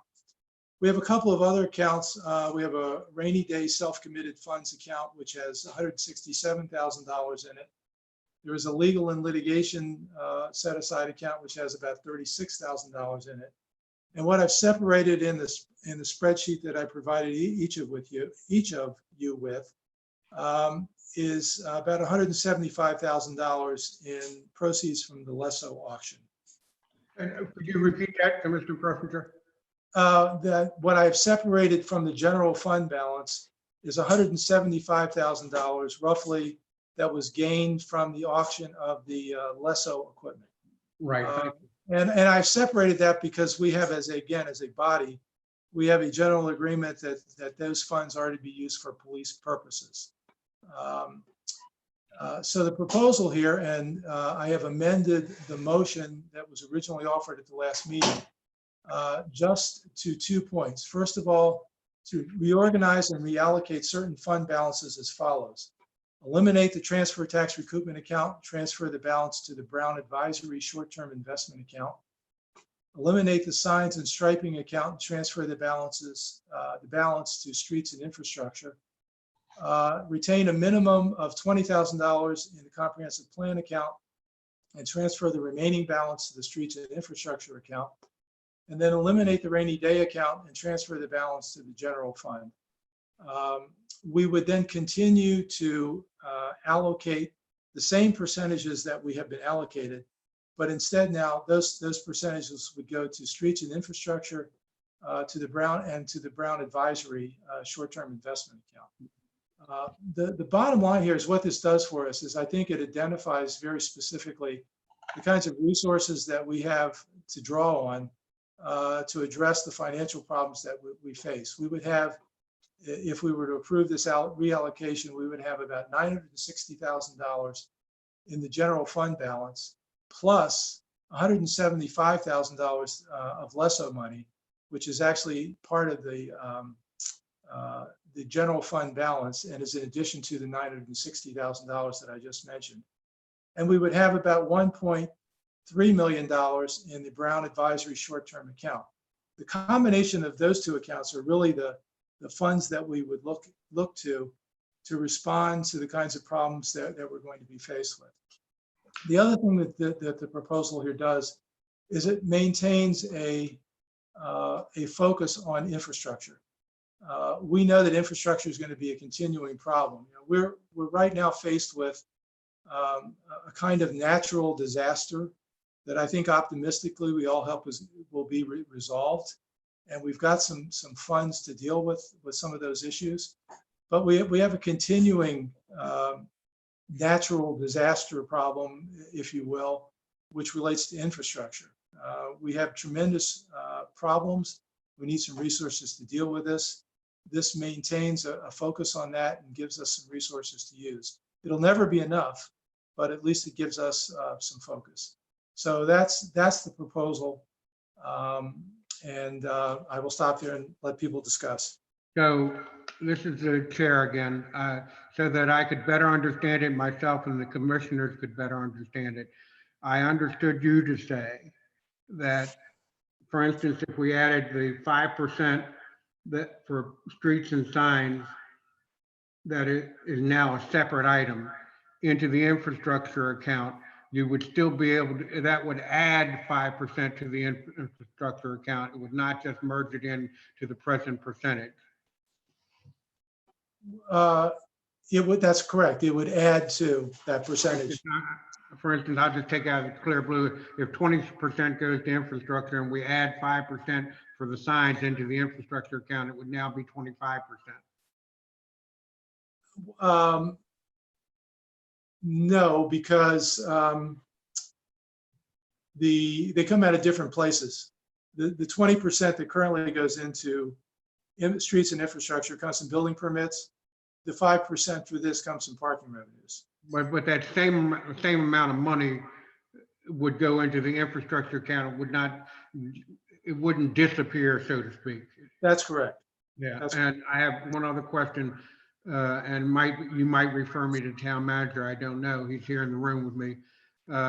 Would I still be able to walk into town hall and say to the town manager and get an answer from the town manager about how much money is available for streets and signs? For streets and infrastructure, the signage would not be part of that. It's the streets and infrastructure account as it currently exists now. There would not be. We would be eliminating the signs and striping account under this proposal. But we would still be setting aside the same amount of money. We would be setting it aside, but it would go to streets and infrastructure. Right. Okay. Now, go to the, since this is Commissioner Persinger's item, I'll go person by person if there's any questions for Commissioner Persinger. Mr. Bauer, do you have any questions? Oh, I'm sorry, he stepped away. Commissioner Bauer, do you have any questions of Commissioner? No, and I understand, Gary. Thank you for doing this, Gary. I think that consolidates and, makes a lot more sense the way this is written. What's the brief summary of it so the public could possibly understand that best? Is it okay for me to ask a question here, Dale? Oh, absolutely. Yeah, so, obviously we have multiple set-aside accounts and what those set-aside accounts can do, and we're combining some of those set-asides, correct, Gary? That's correct. So in a simple word, so the public understands what we're trying to accomplish with that would be what? Well, we're consolidating most of our set-aside accounts for two purposes. The first of all is to support our general fund balance and the reserve funds that we have available. And Okay. Secondly, to continue our commitment to having an amount of money that would be specifically dedicated to dealing with streets and infrastructure issues. Right. Those are Right, the which two- is going to be one of our upcoming biggest expenses. Right, I agree with it. Thank you for putting that together that way, Gary. certainly. Commissioner Bauer, do you have any other statements to make? No, it makes sense. And, let's go around the horn and see if we get a vote on this. All right, well, we have to go to other commissioners first. So, Commissioner Moskowitz, do you have any questions of Commissioner Persinger or any statements about this item? I mean, this is the same thing that we talked about last time, and it failed 1, 2, 3 with my being the only vote for it. I mean, it's just basically renaming accounts. The only thing we need to do, this is step 1. Step 2 is we need to replenish the legal account. Then step 3, add a stabilization ordinance because we're taking away the rainy day fund. without actually putting the scope of it. So, I mean, I think this is an easy item. And I'd like to motion to amend the number of set-aside If accounts you and would the like to revenue make that- allocations associated with the respective accounts. Commissioner And- Moskowitz, there are other commissioners that have to have comments yet, including myself. So I would ask you to hold your motion for a minute here. Commissioner Bauer, do you have any answer to the questions there? Or I guess- No, I guess there was no question, there's Commissioner no question on it. Moskowitz just had a statement. I just would like to say that as newly elected mayor and as commissioner that's worked on these items over and over, I would like to thank Commissioner Persinger for bringing it all together. You've organized everything, and I'm in favor of this item. So Commissioner Persinger, would you like to make a formal motion? Yes, let me go back to the, I move that we amend the number of set-aside accounts and the revenue allocations associated with those respective accounts as reflected in the supporting document for this item. Second. Okay, there's a motion and a second on the floor. Is there any further discussion from any commissioners? Hearing none, I'll call the question, and I will call you by name so that we don't have everybody saying at the same time. All those in favor say aye. Commissioner Bauer, Aye. Commissioner Persinger, Commissioner Persinger votes aye. Commissioner Moskowitz, Commissioner Moskowitz, aye. Commissioner Cook votes aye. It passes unanimously. Thank you, Commissioner Persinger, for pulling this all together. We move on to item number 6, review the March financial reports. I would like you to pull up what you have, what you've been sent by email. And I have the item in front of me, and I'll go to the town manager for explanation. Town manager. Yes, the March financial reports are posted. If you look at the landscape version of the financial summary, what we title change to net position, this is, if you take a snapshot of all revenue received after April 1 up to March 31, and all expenses paid out from April 1 to March 31 of 2020. We ended the year negative right under 38,000. I think it's 883. When you take the set asides, because we move set asides around, it changes that number. However, that's not really our change to net position. It's when we're moving money out of the general fund into the set aside accounts, we're creating an asset when we move the money over. So the total change to position based on income coming in and expenses going out for FY20 was a negative $39,000. A majority of that on the expenditure side was driven by the resolution of several lawsuits.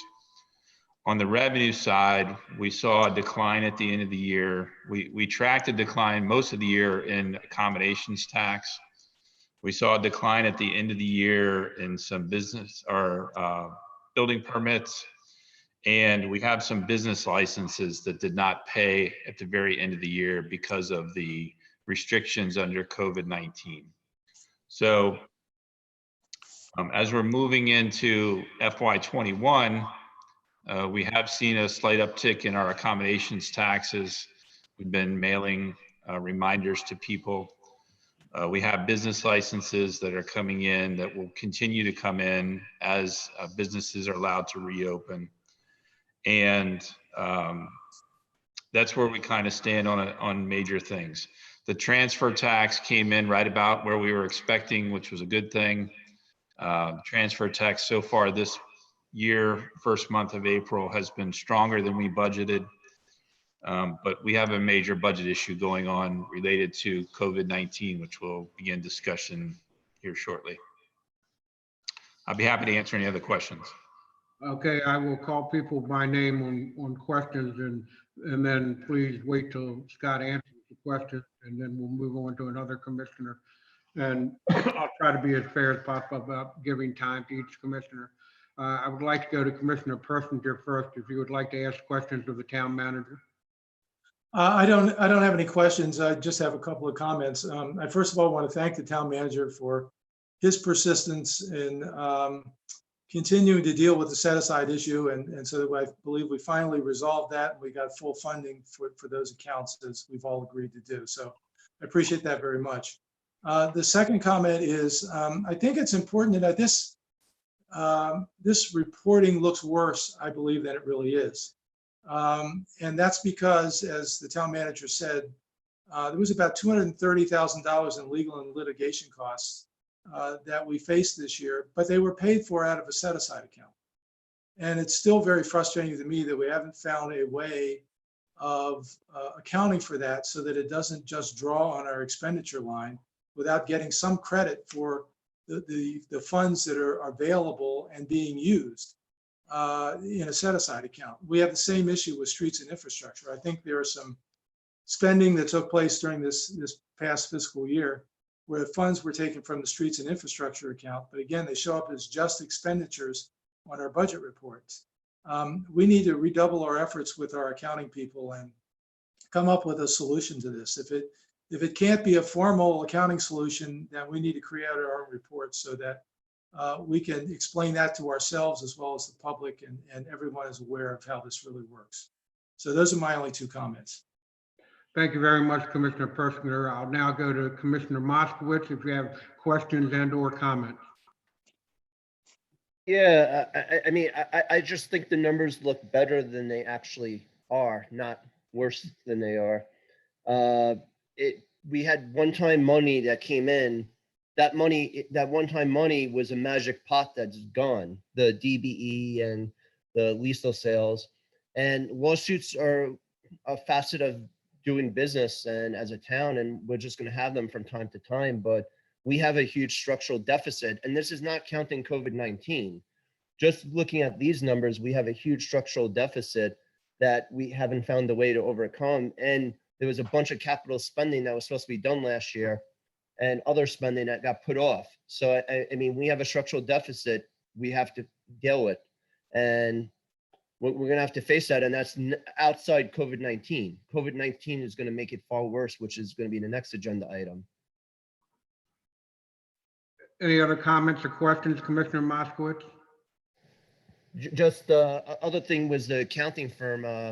In reference to Commissioner Persinger, there was talk of we were going to do a request for qualification and look at it switching of firms. Is it still the same firm doing it, or is it a different firm? Go ahead, town manager. You want to answer? Yeah, Luff's was under contract through March 31st, and they're continuing right now. We have not made a decision to go back out to bid for accounting services, or actually RFP. Commissioner Moskowitz, does that answer your question? Yes. Do you have any other questions or comments? No. Thank you very much. Commissioner Bauer, do you have any questions and or comments? We cannot hear you, Commissioner Bauer, at all. There we go. Sorry about that. I was on mute. I got a note from Bill Stevens, from our head of our Budget and Finance Committee. He's asking about adding a line where set-asides are showing transfer in from the legal set-aside. Gary, were you able to talk to Bill from Budget and Finance about that? Gary Persinger, please. Yeah, we have not talked about that specifically. There have been there has been some discussion within the Budget and Finance Committee. There was a suggestion from one of the Budget and Finance Committee members on how to handle this possibly, but there was still some question, as I understand it, about whether or not QuickBooks would handle that appropriately. I think it's still an open question. I appreciate Bill's interest, and I think we need to re-engage the Budget and Finance Committee on some of these efforts, not the least of which is, again, what we face with respect to COVID-19 and some of the other things. But no, I don't have a definitive answer to that, but I think we need to circle wagons back with Bill on that issue. Yeah. Bill, are you on the line by chance? Bill, who? Bill You Stevens? talking about on the call-in line? Yes, the call-in line.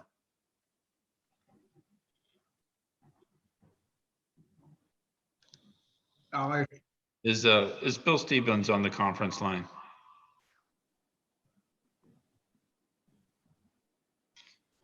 There's no answer. Yeah, he mentioned something about QuickBooks could do this for us. Well, that's something that maybe Commissioner Persinger and you, Commissioner Bowers, if you had a question about it, can approach the town manager with it at a later time, if that's all right. Yeah, it says he said if we could show the set asides as the set aside debits, then we should be able to show the set aside credits as well, and that would balance it out. Okay, thank you. I think that makes sense. I would like to see budget and finance engaged in this too, so we get everybody on the same team and moving forward together. Thank you, Commissioner Bowers. Do you have any other questions or comments? Commissioner Bowers? No more comments on it. All right, I've asked everybody else but myself here. I tend to agree with Commissioner Moskowitz's first statement, then I disagreed with his second statement. I'll say what I disagree with. I disagree with the fact that there's a structural deficit. Any structural deficit is not because of, in my opinion, that the town is structural. Hey, Bill, hold on a second. I didn't think I should go in until after there's I'm public. sorry for the interference here.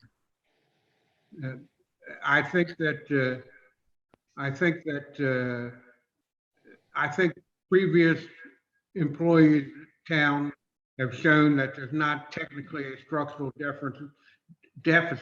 I think it's because we as a town and we as commissioners in particular do not watch what we do. I think the commissioners as a whole spend too much money without completely understanding that we're tending to, we tend to tell the town manager, spend this 25,000 or spend that 10,000 or spend that 14,000, and we don't watch what we're doing. I think we need to be more careful, and I think the town manager needs to be more aggressive with us and in cutting costs and cutting what, cutting what we spend in town. So I disagree that there's a structural deficit. I do realize that we were $39,000 in the red, and Commissioner Moskowitz is correct that we had one-time income last year. It's not going to be around anymore, but we continued to spend. And this is one reason why I prefaced my agreement with the sending the hotel tax to, for lack of a better term, to get permission to have it. I said I would not vote for it to activate it unless we got our own financial books in order. And I don't think we're doing the proper job as commissioners. I think some of the commissioners fully understand. I think some of the commissioners are like me that don't fully understand. And I think all the commissioners as a whole are too quick to spend money. I think we have to learn to say to ourselves and to the town, we can't afford X, Y, or Z, but that we will go for A, B, and C. So, and I would ask that the town manager be more aggressive with us to say it can't be afforded. And I'm going to ask the town manager to comment on that. I'm sure he's got his hand up right now. Go ahead, town manager. I appreciate you asking me to be more aggressive, but Bill Stevens is on the phone, so he was going to make some comments. Bill, go ahead.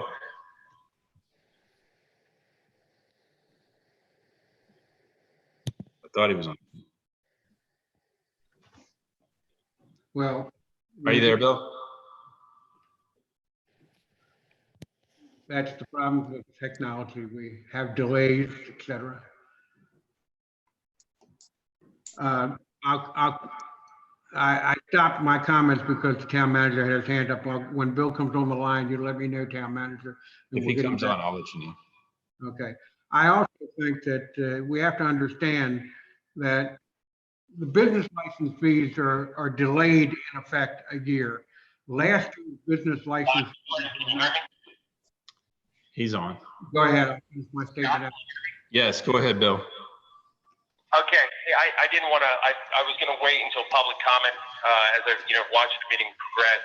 And I just wanted to make just a small comment. Gary and I have talked about this in the past. We have not, for no other reason than time, COVID-19 come to conclusion. And I just wanted to put out there that very familiar with the issues that we're seeing from a reporting side, very familiar with the QuickBooks and its functionality, and believe that I can assist free, volunteer to get the reporting where it needs to be.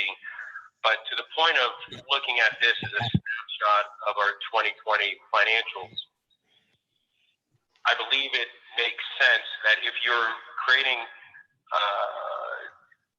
debits associated with set aside, it would make sense that the credits associated with set aside to get back to what the true cash flow from operations has been for this fiscal year. I do think that given the challenges that we have a good year and happy with where we are, but it's more of a consistency on reporting, and happy to help in any way, shape, form that I can. Is that it, sir? Is that it, Bill? I'm sorry? Is that all you had? Yeah, that's all I had. Okay. Thank you very much. I'll go back to my comments. We lost a significant amount of money last year, or fairly significant, I believe, because some of the business license fees for last year that would have been paid by the last accounting year, that would have been paid by March 31st of this year, have not been paid because of the coronavirus problem. And we have decided as a town, the town manager and myself included, I agreed with him with his decision that he would not press for it until businesses are able to get open and functioning. Some of the businesses have been able to pay, but many of them have not. And we have not pressured it for them. That was negative for last year. I still believe that we are not properly, and I've said it for 2 years now, we are not properly going after the accommodation tax that is owed the town. And we hopefully will solve that problem this year with the addition of a part-time helper to gear in specifically on that problem. So it's my indication that with all the money that we put in set aside, with all the money that we put in excuse me, the Brown Fund for investment, we do not run a structural deficit. It's my belief that we have a problem as commissioners with fully understanding it, we as a whole, not you in particular, but have a problem fully understanding it. And we have a problem that we are too quick to spend money sometimes. And I would hope in the future that the town manager would stand up and dance on the table when we stop spending as much money as we do sometimes. Thank you, town manager, for everything you're doing. I will open it back up for any other further comments. Commissioner Moskowitz had his hand up. Yes, so we spent last year 60 grand, and what it was we spent an extra 30 grand for the accounting firm to specially meld the QuickBooks to the way the town does it. For that 30 grand, it's inexcusable that we're still arguing over setting up QuickBooks. It looks like wasted money. This year, to rectify it in the budget, we authorized the town manager to look into Edmunds, which was the town manager's suggestion, and I thought it was a great suggestion. So I think instead of trying to fix QuickBooks at this point, consider it lost money and look to go to Edmunds. And I just wanted to get the town manager's opinion on doing that transition.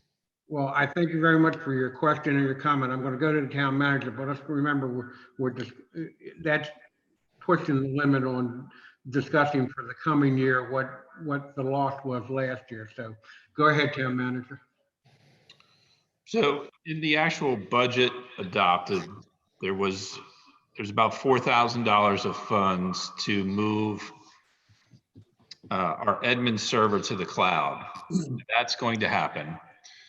In the budget that's posted online, there were some projects that are identified on page 6, I believe, after we close the operating budget accounting, that included Edmunds financial package. And I want to say that number is somewhere between $10,000 and $12,000.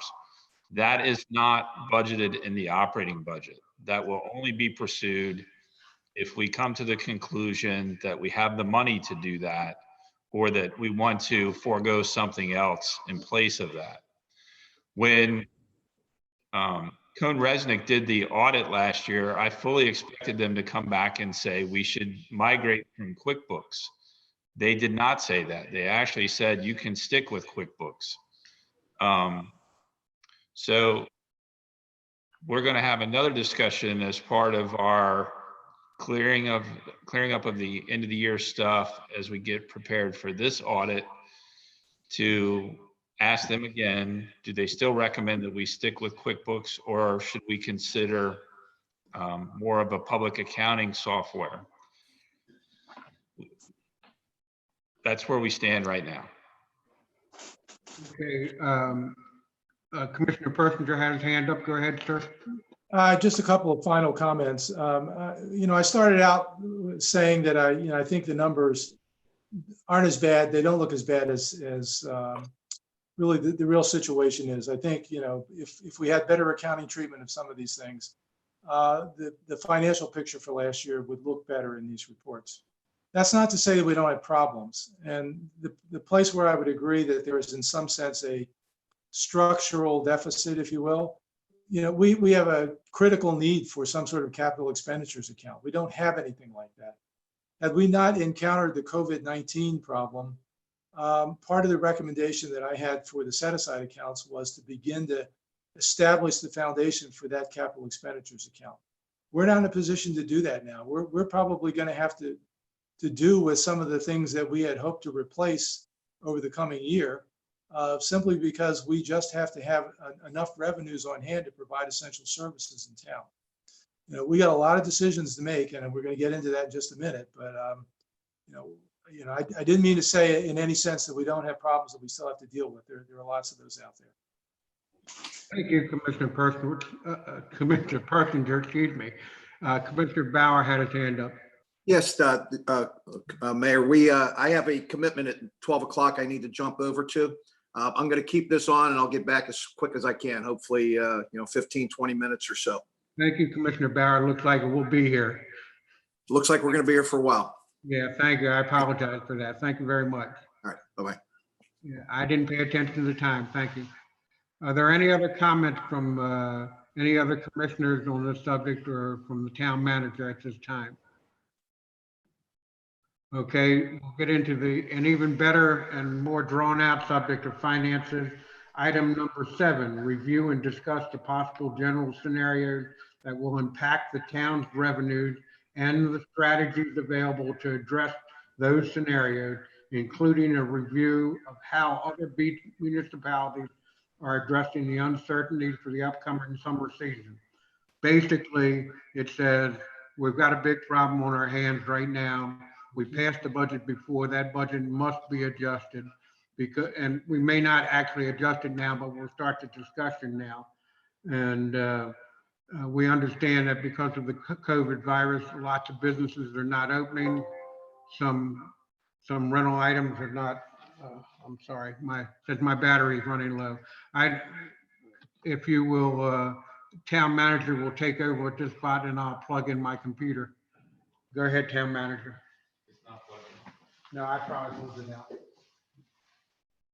Go ahead, town manager. All right.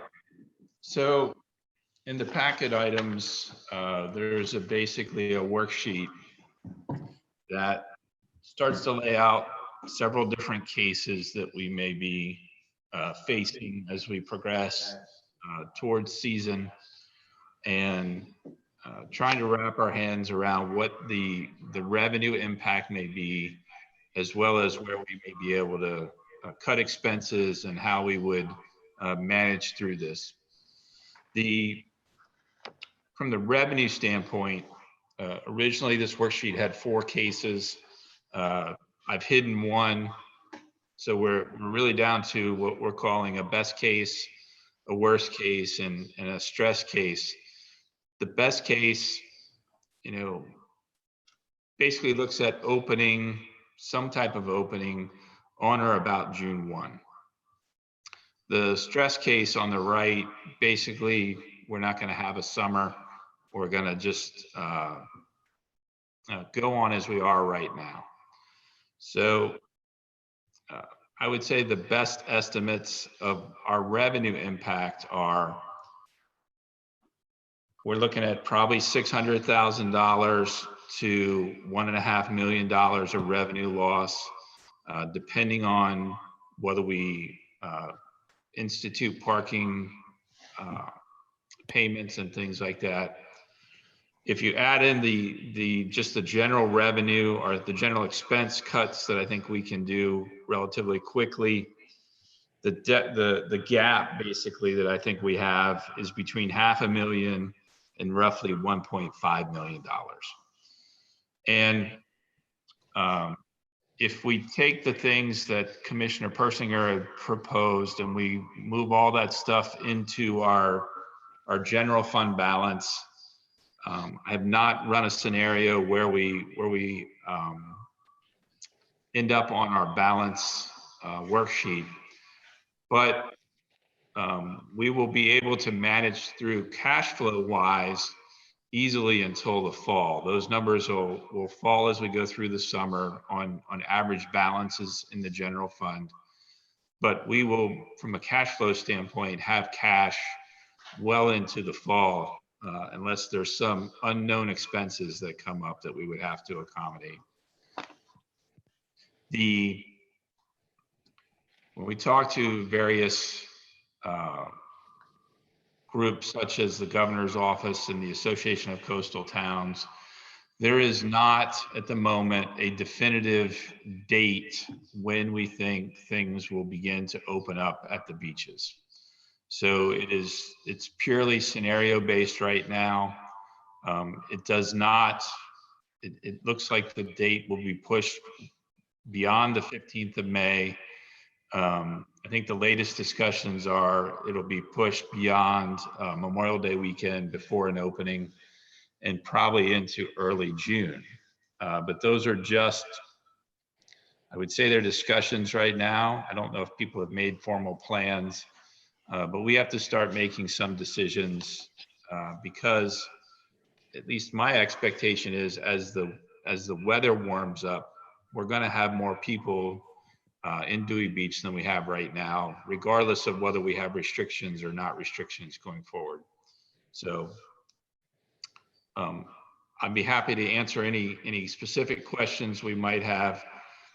Specific on the revenue side, I believe at this point, and the April numbers show it, that the transfer tax for this year, we budgeted $605,000. We're at right now, as of this morning, we're at almost $54,000 for the month of April of this year.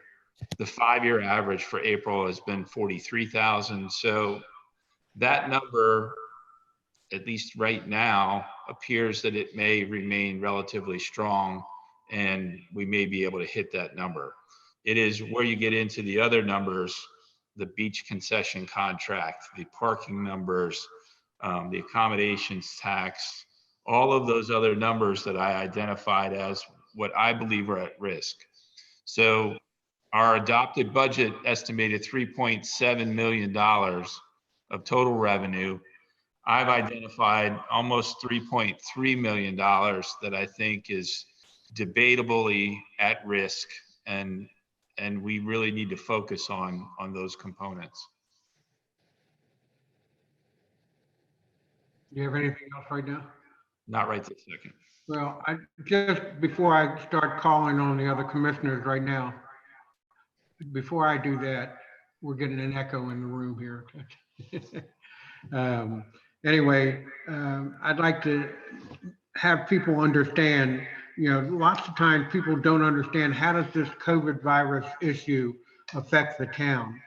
In a simple way and not a dramatic way, but number one, our beaches are closed, and you saw today that the majority of the commissioners feel that that's necessary.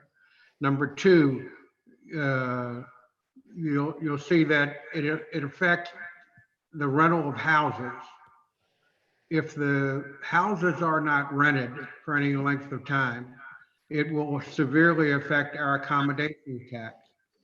And you see that If it severely affects our accommodation tax, which is income, which is revenue to the town, it means that we then have to cut back on expenses because we have a budget that is balanced every year, or should be balanced every year. And one small thing can throw that budget off, and we have to be very careful about that. So I just tried to explain to people how, in simple ways, this COVID virus, causes we don't have businesses open. We don't have businesses that are paying business license fees that in turn help the town, support the town to regulate those businesses and to run the town in general. So I would now call on the various commissioners for any questions or comments. Commissioner Moskowitz, please. Yes, so I felt the previous budget we had before COVID-19 was way too optimistic and not even, it was like hoping for the best, because last summer we had amazing weather and we got huge parking increases and things just worked out. But even then you had the accommodations tax at 430. I produced the cases for the town manager, and just to explain it a little, the base case was restrictions till May 15th, and then sort of 100, max 100. The base case is already going to be blown through. We're really looking at, I mean, we don't know, it's an unknown, but it looks like June 15th is when things will start to reopen again. And then there's going to be some sort of limits. So we're really looking more towards the worst case than the base case. That said, I really believe the transfer tax in the base case, 100%, there's no way, 1 out of 2 to 1 out of 3 people are out of work. There's no way those transfer tax of 605 is happening. I think that needs to be adjusted way down to 70% for the base case, and then for the worst case down to 50. But I mean, we can argue over numbers and different formulas, but when you get to it, you're basically looking at $1 million to $1 million, 1 million to 1.5 million deficit. And I think we should be basically trying to figure out strategies for the town manager. If the deficit is $1 million, or if it's $1.5 million around that area, what are steps he can do to cut? Because we have savings, and this is one of the years we may have to like dig into savings to survive. But what are cuts he can make for the long-term survival? Because anything that happens is not just year one. I believe this is a 2 to 3 year issue. And even if COVID-19 is more relaxed next year, you're still going to have a potential recession or near depression. So we need to plan for 2-3 years and not just blow through our savings. So with that said, I think we need to concentrate on that, let's say $1.2 million loss potential, and then go over what are strategies he can do. Is it delaying the seasonal workers from starting, except for ones that bring in revenue? Is it having every other beach filled during the weekdays? And I'd like to hear from the town manager after the other commissioners speak about what are ways we can sort of get, we're not going to cut that 1.2 million down potentially to 0, but what are ways we can start saving money and protect the town savings? So you don't want the town manager to address it now? You want to? Well, if you'd be okay with that, I don't want to take from Commissioner Person, but if the town manager could go and give us some ideas so we can have a better discussion, that would be great. Town manager, you want to address that comment? So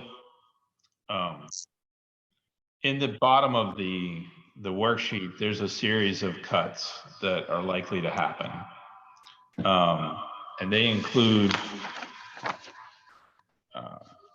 if our revenues go down and our credit card usage go down, our bank fees go down. So there's an estimated drop of bank fees based on scenarios. We're not going to do the spring dumpsters this year. That's roughly a $5,000 savings. Employee bonuses are not going to be paid out under these circumstances. That's a $12,000 savings. We had donations related to the Inland Bays annual dinner and a sponsorship regarding the Santa 5K. Those would have to get, they would not be eligible or available for us. Commissioner expenses would likely have to go down.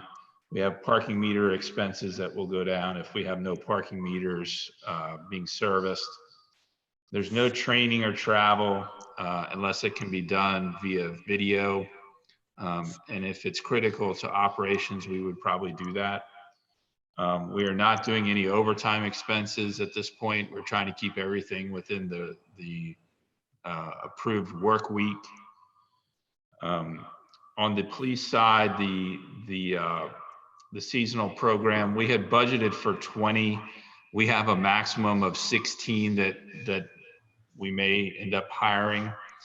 And that's not a guarantee that those will be 40-hour-a-week jobs. They may be altered for depending on need and depending on when the restrictions get lifted. Because if we're looking truly at a whole summer of restrictions, that program may not even get off the ground, or it may get off the ground with only a couple people to fill needed activities. It's the same with parking enforcement officers. We are waiting until at least the week before May 15th to hire. As those dates get pushed back, we will likely push back the hiring of that type of employee. And if we have an indication that we're not going to have a summer season, we may have to forego those types of hires. The lifeguarding, that's a different area. We've had to try to secure lifeguards. My opinion, I think the beach is going to open at some point. I think it's reasonable that the beach is open at some point. And I think that not just our community, but all the communities around here are going to be under heavy pressure to open the beaches. And we have to have available manpower to securely and safely open those beaches. So how much of the lifeguard budget could be cut, I think is a big question mark right now. But even when you add all of those numbers in, we're looking at anywhere from about 200 to, say, on the high side, $600,000. That leaves us still, probably a $500 to $1 million gap in the budget. And that really compromises the adjustments to our operations of that amount really change how we're going to be able to manage through the summer. So I do think we're going to either have to use the rainy day funds and some other funds.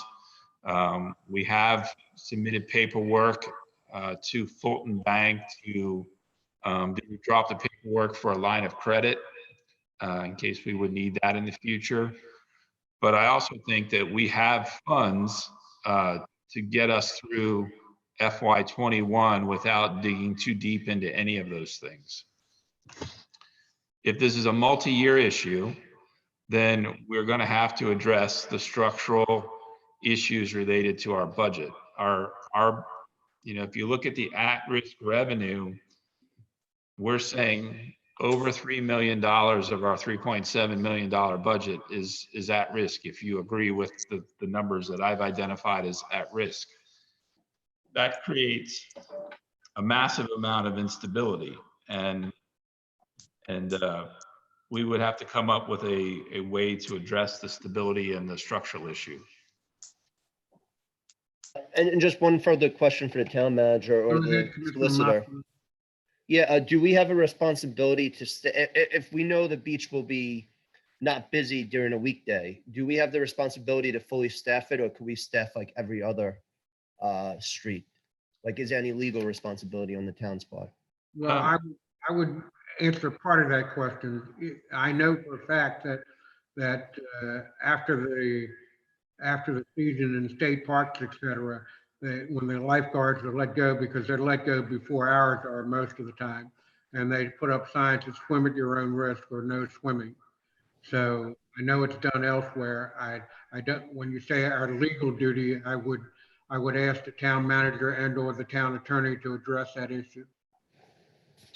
I think we may have to cover ourselves legally by having maybe a resolution or something like that in place as to why we're not fully guarding something. But I don't know that there's a legal requirement that we guard every entrance to the beach to the extent that we have. It's more of a safety issue because of the number of people that we have coming to the beach. And Town Attorney, if you have any comment on that? Right. I would just add that I think we would need to hear from the captain of our beach patrol in making any kind of a decision like that, as opposed to making one for him. Absolutely. I agree with you. But you don't see any thing that would stop us from legally pulling the guards or whatever if we had to, if we didn't have the funds to pay, for instance. Well, I guess there's a presumption that maybe 1 or 2 lifeguards can safely patrol a beach of a certain width. And perhaps the captain could tell us that a beach twice as long as what they're typically required to patrol is consistent with their duty to provide for a safe experience on the beach. I don't know. I think that's a dangerous proposition. So I think a safer thing to do would be to close areas of the beach and require people to enter the ocean on beaches that are in fact guarded. And we have done that this is Commissioner Cook, we have done that in the past. Towards the end of the season where we have minimal lifeguards and every other chair had lifeguards on it, or certain sections of the beach are open for swimming and certain sections are not. So, Mr. Moskowitz, does that answer your question? Yes. Thank you. Commissioner Persinger. Yeah, I do have some comments. Just yesterday, the governor released his plan for how the Delaware economy could be reopened. And it's very similar to what the White House issued just a few days before that. And I think it's important to look at it because there are a whole bunch of things that have to happen before you even begin to reopen the economy. The first of which is you need to begin to see a 2-week period over which the number of new cases of this virus is actually going down. They're still going up at this point, unfortunately. We have not seen any sort of sustained decline to date. And I've been tracking the numbers on a daily basis as they're issued by the state. And you're still seeing, if you had to draw a line through those data points, you'd have to show a line that's increasing over time. So I think it's important also to realize you have to have a lot of things in place before you can even get to what the governor calls phase 1 and the White House calls phase 1 of this reopening. And what phase 1 would do would require social distancing to be maintained in public. It would limit gatherings to 10 people. Bars would remain closed. Restaurants would begin to open again, but they would have very strict guidelines, and I suspect those would relate to social distancing. So I think it would be important to the extent that you can, and I know that you work through SCAT and also through ACT, if there could be an effort to get better definition from the state on what they believe the guidelines might look like when the beaches are open. Yeah. And if you look at how things have played out in some of the Florida beaches, they've opened the beaches, but they've limited them to just exercising and going in the water. And they've also eliminated hours in the middle of the day. So if the state has some intention of doing some things like that, I think we ought to know that kind of information sooner rather than later. Because once you move into phase 1 of this reopening plan, you have to assume that that's not going to last just for a week or two. We're probably going to have a 30-day period where we're going to be in phase 1 under these pretty severe restrictions. So that's going to likely take us into the middle of summer. My point there is I think that even our base case, which we're now considering our best case, I think that may be optimistic. I would tend to agree with Commissioner Moskowitz that our revenue shortfall here is likely to be more likely in the $900,000 to $1 million range. And I think we ought to assume, for planning purposes, we ought to begin with a deficit that is really that large. And I think if we don't have a season at all, if we get a reemergence of this virus, sometime in the late summer that carries over into the fall, which really effectively eliminates our season, I think we could be at risk for about $2.5 million. So I think we've got some questions that we need to answer about how much of our reserves we're really willing to devote to this. There is considerable weight of opinion that says this virus is going to reoccur this fall. So, you know, we could be again in a situation where we're looking at a real challenge to our ability to generate revenues for the next fiscal year. So we may need to have some reserves on hand to be able to address that situation. The town manager mentioned the possibility of lining up a line of credit, which is a possible way of handling some of that. I would just like to, and I'm not favoring this as a solution or a strategy, but I'd like to put this on the table for everyone to consider the possibility of borrowing from ourselves, and that is borrowing from the beach fund at some sort of an acceptable and low interest rate. And in doing so, we would have an explicit agreement that we would repay the funds in that beach fund account so that it doesn't disappear. We'd be able to restore it over time. It might take some time, but we would have on paper an agreement to be able to do that. So I'll stop there. I think we need to talk more about the possible reductions in expenditures and how some of those might vary over the different scenarios that we're dealing with here. But let me stop there. Well, thank you very much, Commissioner Persinger. I appreciate your comments. I would tend to agree with you that I was originally talking to our town manager that we would be somewhere between the base case and the worst case, which would be between, and when I originally thought about it, it was between 500,000 and $1 million. And of course, when you mentioned 900,000, I said, well, I'm at least in the ballpark there. I agree that it's very serious. Just an aside here, we have the town manager and I have a 1 o'clock call in with a couple of the local towns that we hope will find out about what the other towns will be doing, because I think we need to know that also. We need to know, it's 26 after the hour now, so. Excuse me? That call started at 12. It was at 12? Started at 12. Oh. I thought it was 1 o'clock. I apologize. We've gone past that. So we certainly blew that one. Anyway, the fact is that we have talked with we were on the line yesterday with the Association of Coastal Towns. And in all honesty, it's my feeling that, it wasn't yesterday, it's certainly going to be public now because we've been talking about it. But I feel that the majority of them really do not want the beach to be open very quickly.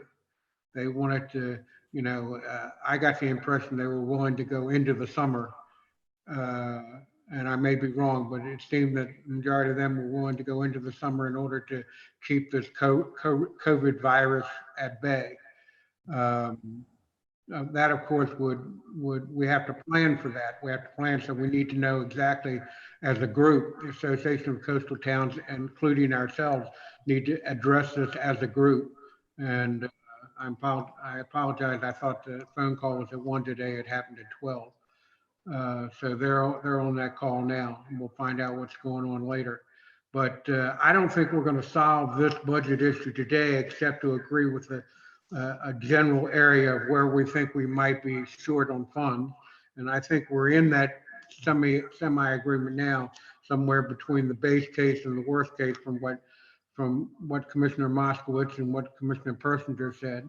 And I believe that Commissioner Bauer will probably agree with that also. He may not agree with what specific cuts to make, but he will agree that we're probably in that general area too. I'd like to know how you guys would like to go forward right now. We could talk this thing in circles, but I would at least like to agree where we think we're going to be, what case scenario we're going to be in. I see your hand, Commissioner Moskowitz. Thank you. What case scenario we're going to be in, and Commissioner Persinger, thank you. I think we then have to, once we get that decision made or semi gets that decision made, we then have to go with what cuts we're going to agree to. So Commissioner Moskowitz, did you have a question or comment? Yeah, I mean, at this point, I believe the worst case is the more likely case because you had said yourself June 5th, they're looking to extend to June 15th. I just don't see how Memorial Day happens when people can't, like, if you go to the food stores, beef and chicken are on short supply in addition to paper towel and toilet paper. So I can't say the governor's having everyone come Memorial Day weekend. And so I think the worst case is the more likely case, which was basically it's in effect till July 1st, and July 1st to June 15th, there's not much of a difference. It's just a little bit more conservative. And then after, we know it's not going to just go from everything off to everything on. There's going to be further restrictions, and it's likely to be like a 20% or 25% limit. So, I mean, I think the worst case is more likely. And it's also better because we need some sort of like try to plan for some certainty in an uncertain environment. You have businesses that don't know how many employees to hire. And like my friend is coming June 22nd, supposedly he has a rental. Like people, you just don't know. And he's thinking about canceling it because what happens if there's no restaurant? Like, so I think the worst case is way more likely, and that's the better case to plan for. And the last point I'll make is we had a best case, base case, worst case, and stress case, and we already lost the best case. And the base case is probably way too optimistic. So the worst case would be much more in line without the hope right now. Thank you very much for those comments. Commissioner Persinger? Yeah, I tend to agree with Commissioner Moskowitz. I think we are leaning much more toward the worst case than we are the base case at this point. Again, I think it's really important to try to work with the state to the extent possible to understand what. Commissioner, I'm going to interrupt you. How about as you say that, explain what we projected for the base case and the worst case? You mean what's in this town manager spreadsheet? Yes. Well, what's in the town manager spreadsheet for the base case is a loss of revenue of about $684,000. Loss of projected revenue. Projected revenue. I think that's optimistic. I think that could be even higher at about $900,000. Currently, the worst case as projected by the town manager, the loss of revenue would be about $1.5 million. And if you take this all the way out to the stress case where there's you essentially don't have a season at all. He's projected that out to about $2.2 million. I think that $3.5 Yeah, Sorry? Of a $3.3 million budget. And I didn't want to interrupt, but I want the people viewing to understand what our predicament is. Yeah, I mean, our ability to generate revenue for this town is just severely threatened and impinged already. And what I was about to say is I think it's really important to work as much with the state as possible to begin to get the outlines of what they expect the restrictions are going to be. Not when they're going to be lifted necessarily, but what they expect the outline of those restrictions are going to look like. Because I think the public needs to know that. People who rent their houses, the hotel owners who rent their hotel rooms, I think it's important for them to understand this. I think it's important for them to understand both the incentives and disincentives to spend time in Dewey Beach this summer season. Just one other point I wanted to make. I think we should also get as much citizen input on this as possible. So what I would like to suggest is that we work with the chairman of the Budget and Finance Committee and to set up a virtual meeting with that committee to get their input on where we're going with COVID-19 and the budget problems that we face. I think that could be very helpful. And again, I think citizen input is as important as the input that we're providing. Thank you. Any other comments or questions at the moment? Well, so to the town manager, what's the process right now? Are all workers delayed till the next, till at least May 15th or to the next town meeting? Like, how are we handling the interim next month? What do you mean by all work is delayed? Well, I'm saying all seasonal workers being delayed till their start date, because a lot of them were supposed to start, I believe, May 1st. So is the start date being pushed till we have further information? Yeah, the lifeguarding we have had some lifeguards in just to keep people off the beach on the weekends, which we need to continue most likely for the expenditure. The seasonal, I have to check with the chief, but there's some training that has to happen prior to them starting. Again, the delay, I think we're going to know more in the next week. The Association of Coastal Towns is supposed to be working with the Department of Tourism to identify what are the parameters, I think, to meet the governor's guidelines as we start talking about opening. But I don't expect that there's going to be very much work at the moment for any seasonals until we get a definitive date on when we can start to bring people back to the beach. So I would say coming out of this meeting, I'm going to have to meet with our department heads to talk about what is the absolute minimum you're going to need. What is it based on what we think is happening right now?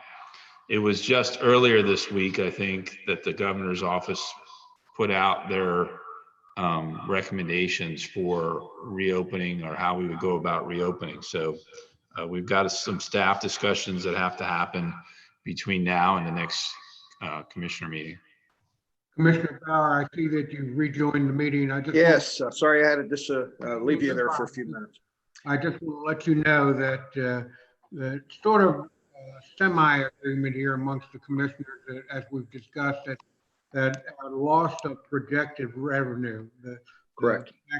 the loss that of what we would have expected would be somewhere between 900,000 and $1.5 million. You know, Big number. yes, it's a very big number, and what I stated earlier was that I don't think that we'll get down to specific line item cuts that we're going to make or agree with today, because this is a discussion session. But Right. we pretty much agreed that it'll be somewhere between 900,000 and $1.5 million as a Correct. loss of projected revenue. So this is very serious to us, and we understand it's even more serious to the businesses that may never survive from this, and therefore even make matters worse for us in the future. So the town, Commissioner Moskowitz, you have your hand up. Commissioner Moskowitz. In regards to the business, I would ask that the mayor and the town manager speak to the state and the biggest, and also the ACT and SCAT, and the biggest thing the businesses need right now in Allentown especially is some certainty, because they need to do the hiring for the summer. And if you have a restaurant, will it be 25% capacity? Will it be 50? They need to know some sort of game plan so they know how many employees to hire. I mean, there's employees who make the money on tips, but there's also full-time employees, and they need to understand how much security they'll need, how many employees they'll need.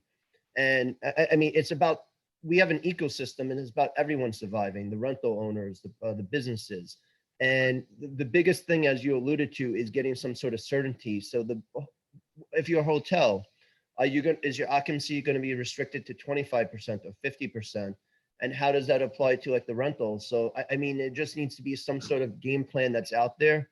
So all these businesses can plan. And if you guys can reach out to the governor and the state and ask for that, along with the other towns, that would be very helpful.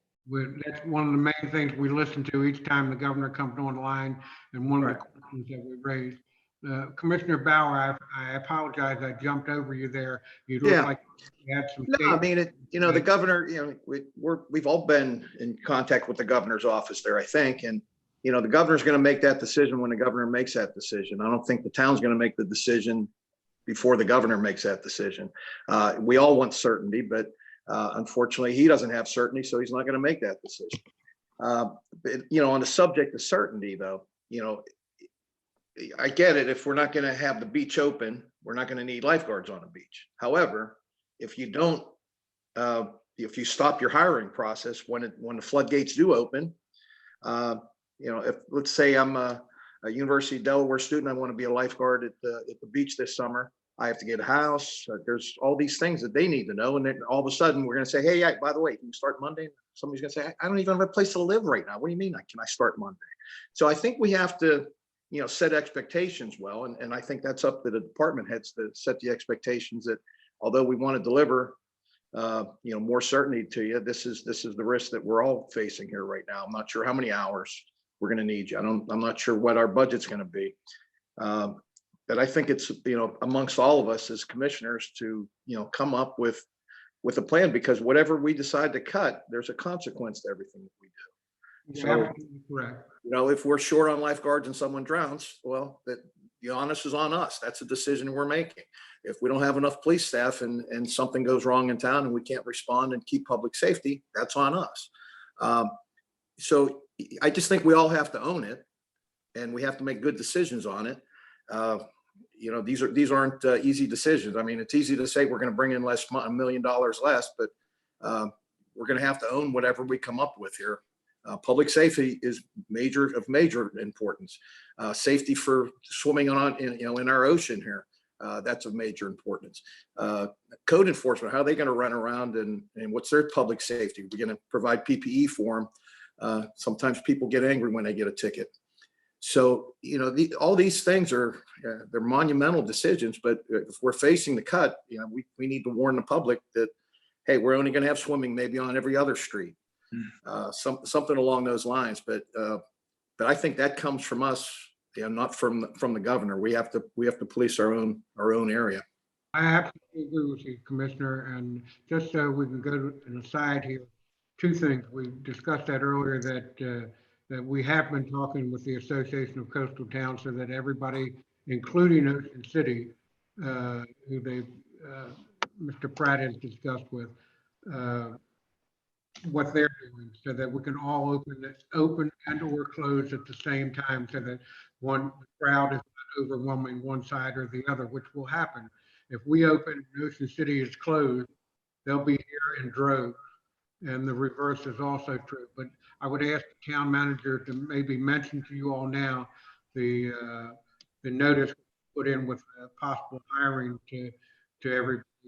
Before he does that, Ocean City has indicated that they too have not had their lifeguard training classes yet, and are having a real problem, as I mentioned to you earlier, about what they're going to do about lifeguards, and the fact that they're at a loss because they have to have housing for those lifeguards, and they won't if the houses are all rented and they haven't hired lifeguards yet. So it's something that's going on with every beach town on the Atlantic side. Now go to the town manager and ask him to explain the notice putting in with the hiring process. Yeah, we will be notifying all of the seasonal help that while we intend for the job to be a full-time 40-hour-a-week job, depending on COVID-19 restrictions, you're not guaranteed that number of hours. But we have, we're going to be faced most likely with an increase in population as the weather gets warmer. People, if they, as they get closer to lifting the restrictions, and you can see it just in the traffic down here, you can see more cars on the road as you get closer to the weekend. People are visiting their properties. We're under pressure, like we have on the next agenda, that people want to use the beach, they want to get outside, and we have to be prepared one way or another, whether it's at minimal staffing. I don't think the answer is we're going to be at zero staffing for these types of positions. I think we have to come to some type of conclusion as to what is the minimal staffing, and I don't think the minimal staffing is zero. Because there are a lot of people that are looking for things to do because they're tired of being cooped up inside.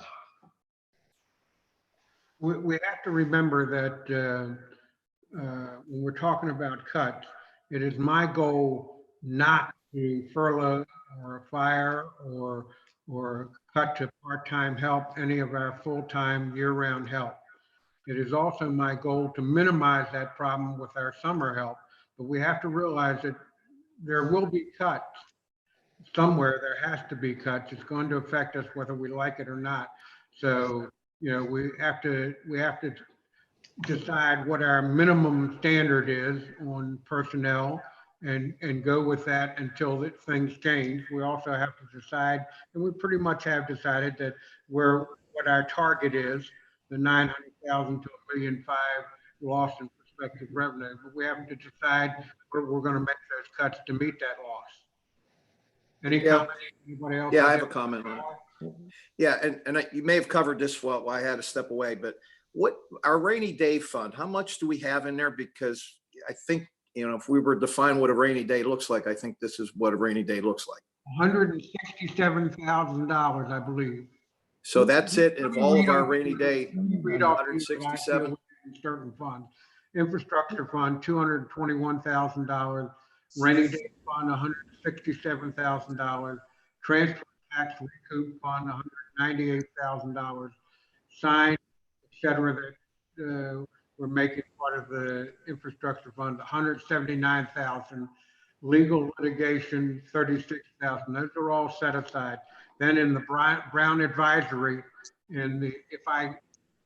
town manager, if you'll correct me if I'm wrong, we have $1 million in the unassigned investment. Is that what it is?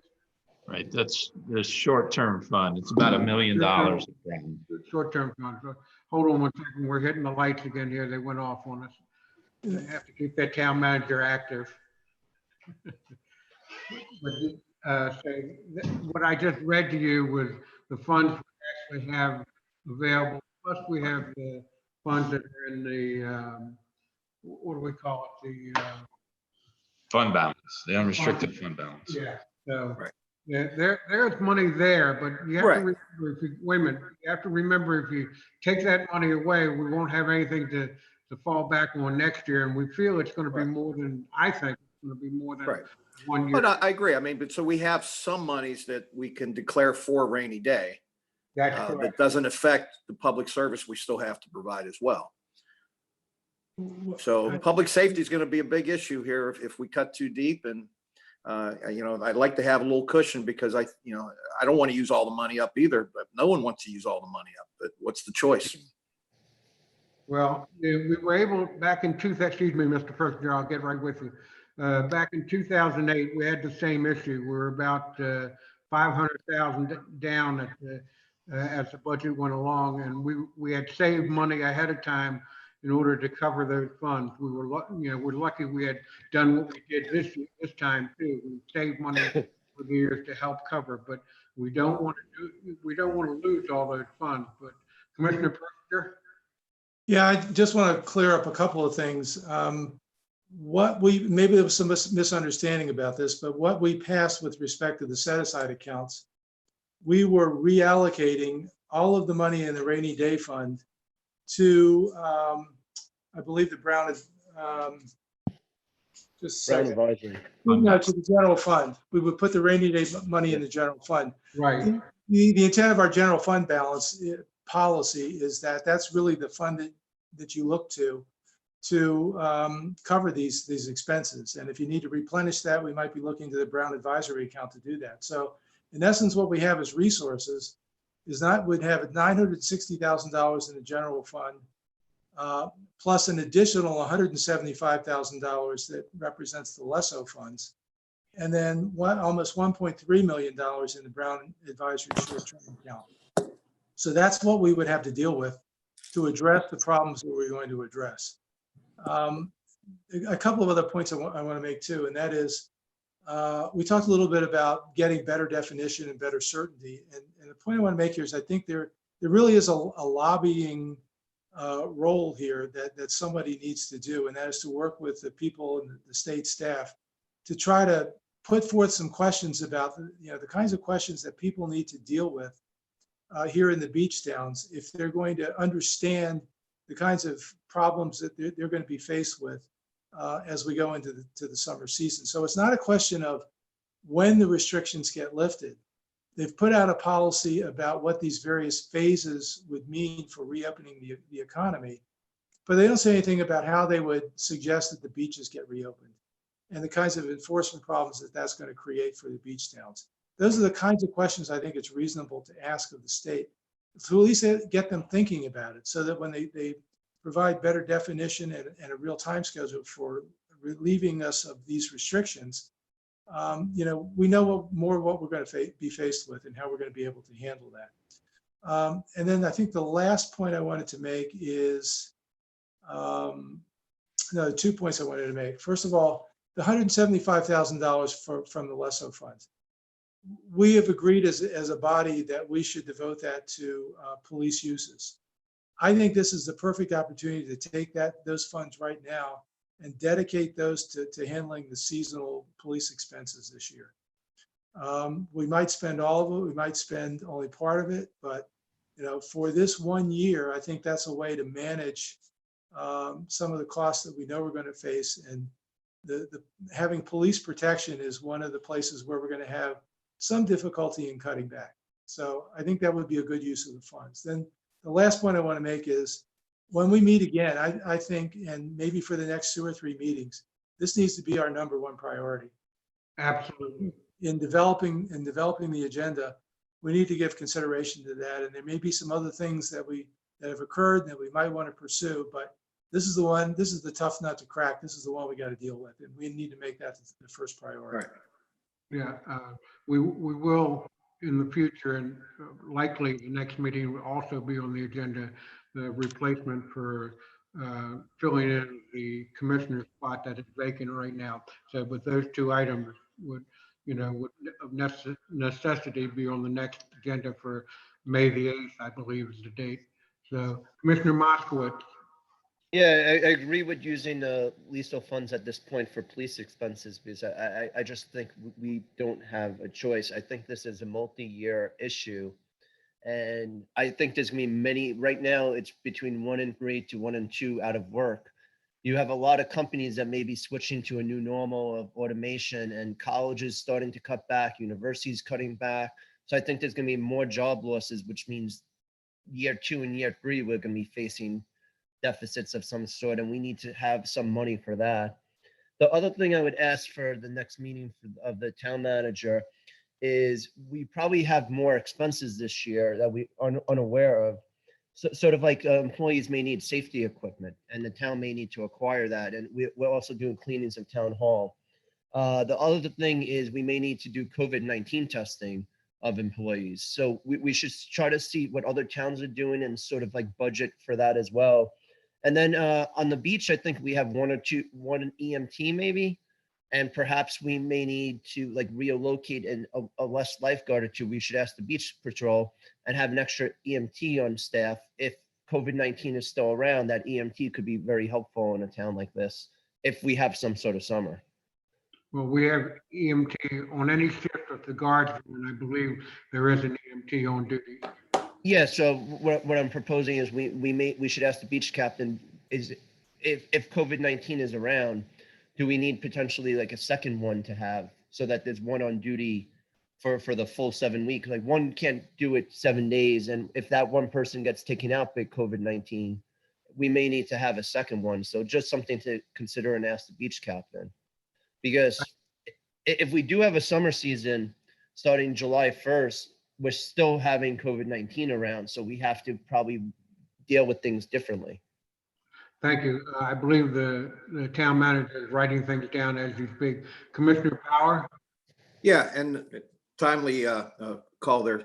So Scott, I'd like to ask you, I mean, from our perspective, so is there suggestions we can give you that would help you better prepare, so you understand where each of us are coming from as commissioners, of what we're comfortable with, what we're not comfortable with? Yeah. What was helpful to me was looking at a target of roughly $1 million revenue loss. And that way I can start revising these scenarios to try to hit that target.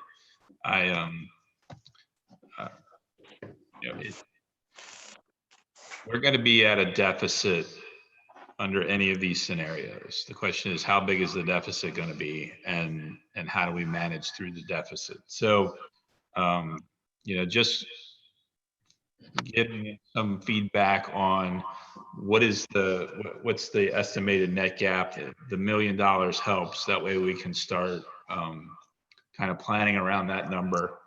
And, you know, when we meet again, we'll have the April numbers to see how April revenues have come in versus years past. So we'll have that information. We should have some additional information regarding how some scenarios on how we might open back up, what might open up first. I think for us right now, the biggest issue in my mind is, will the beach open? What might that date be, and things like that. I don't expect there to be tens of thousands of people in Dewey Beach based on the current circumstances. So I'm not as concerned about the police manpower at the moment. I'm more concerned about how we safely manage our beach under these circumstances. That's the thing that's right in the forefront at the moment. Right. And, you know, I know in the past few meetings, you were getting pushed to be hiring this person and that person.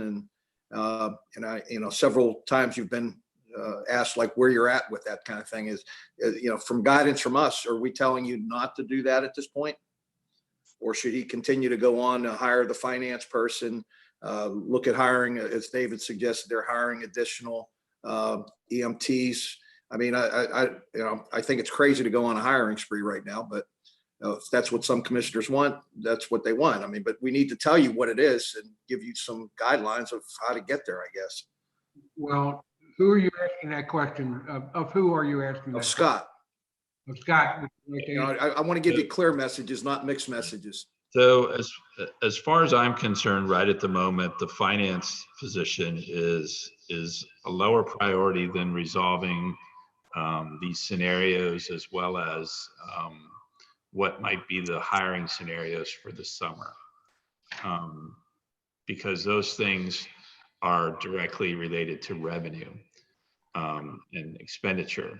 The finance director position, it would, in my opinion, it's going to be more expensive than having the accounting firm, but not incredibly more expensive. So it's in the big expense picture, it's not a net wash, it's a net expense. But these problems take precedent over that right at the moment. I agree. I mean, I just don't want it all coming back to you where someone says, hey, how come that person's not hired and this person's not hired? I think we all need to go on record and say, this is what we're asking for. I agree with you, Scott. I know sometimes we confuse you. Well, right now, it's sitting there, that position was approved, but we understand that we would have to approve any hiring he does overall anyway. He would come to us and say, I'm going to fill until he Right. does. Well, we approved the requisition to hire the finance person, right? We originally did. That's right. So is that approved and he's moving forward with it, or Well, we're he going to pull just that said one back? He just said it unless the commissioners told him he was not moving forward with it. Right. So I think you've gotten the answer on that one. Is there anybody else that has a question, or Mr. Moskowitz, you have a question? Yeah, so what's the status of parking permits? Have the town been sending them out and selling them? Yes, it is my intent to turn on parking on May 15th, regardless of the COVID-19 restrictions. So we do have people who have mailed in parking permits. We've had people that have mailed in rental permits. We've issued those permits with just a copy of the governor's information that says you can't rent right now. So we have not delayed those requests. Now, those requests are significantly down, but we have not delayed any of them. And let me rephrase that. The request for parking permits is down. The request for rental licenses is actually tracking above the April 5-year average right now. So, you know, I don't want to say there's mixed messages in the revenues. The revenues are coming in, and I think everybody still expects that there's going to be some type of summer season, even though it may be restricted. Yeah, and just to answer about the finance person, it's a lower priority now, but it should have been done already. And it's a trade-off because there's money going to an accounting firm where a finance person can help us in circumstances like this. And if we're going to spend 30, 40,000 on beach mats or 20,000, finance person for an organization of this size is very important. Hey, That David, said, David, I we- have to correct you. Wait, The wait, town wait, is not spending any Wait, wait, money wait, on hold this. it. No, But- let him finish, All right. and I'll recognize you, Commissioner Bauer. But that said, we need to start planning for all employees to write what they do, how they do it, and create procedures of what they do. Because at any point, at this point, any employee could be taken out by COVID-19 and they may not be able to work. And I mean, we need to plan for the worst, and it could be the lifeguard captain, it could be the town clerk, it could be anyone. So I would ask like the town manager to look into having all employees make a list of the tasks they do and write procedures for doing it. Think of it as if they need to go on a full week vacation, just do those simple tests. And we really need to plan in the summer, because what happened if we do have seasonal police and we do have seasonal lifeguards and they're bare thin, and who's gonna replace them? So that's something to keep when we ask the police chief and the patrol captain and code enforcement, what sort of accommodations are we gonna make for the COVID-19? And My only answer to that at the moment is if you throw all those things in there, their answers are going to be, we need to hire all of them so that we have backups. It's true. They're gonna have plans, and excuse me, Commissioner Bauer, I should have gone to you, I apologize. Thank you, Commissioner Moskowitz, for your thought. I'm gonna say that they're gonna have plans, just like the town manager said, that we need more people in to cover. So, Commissioner Bauer. Yeah, I mean, I keep hearing this thing over and over again. And David, just so we're all crystal clear, how much did the town spend for these beach mats? Well, How much? it was opportunity cost. Answer the question, David, just answer the question. Did we spend any money? Was it zero or was it 30,000? Because you keep saying 30,000. There's opportunity cost of losing that money. Whose infrastructure money for the opportunity? Roads and stuff. I mean, if you're gonna keep This is saying off it, let's topic. quote it directly. I would so ask you're for a not point of deceiving order of our the public meeting. on it. I will recognize people. Mr. Bauer, do you have any other questions? I mean, I get tired of hearing this stuff. I mean, you just mislead the public, and that's disingenuous. Commissioner Moskowitz, did you want to answer the question?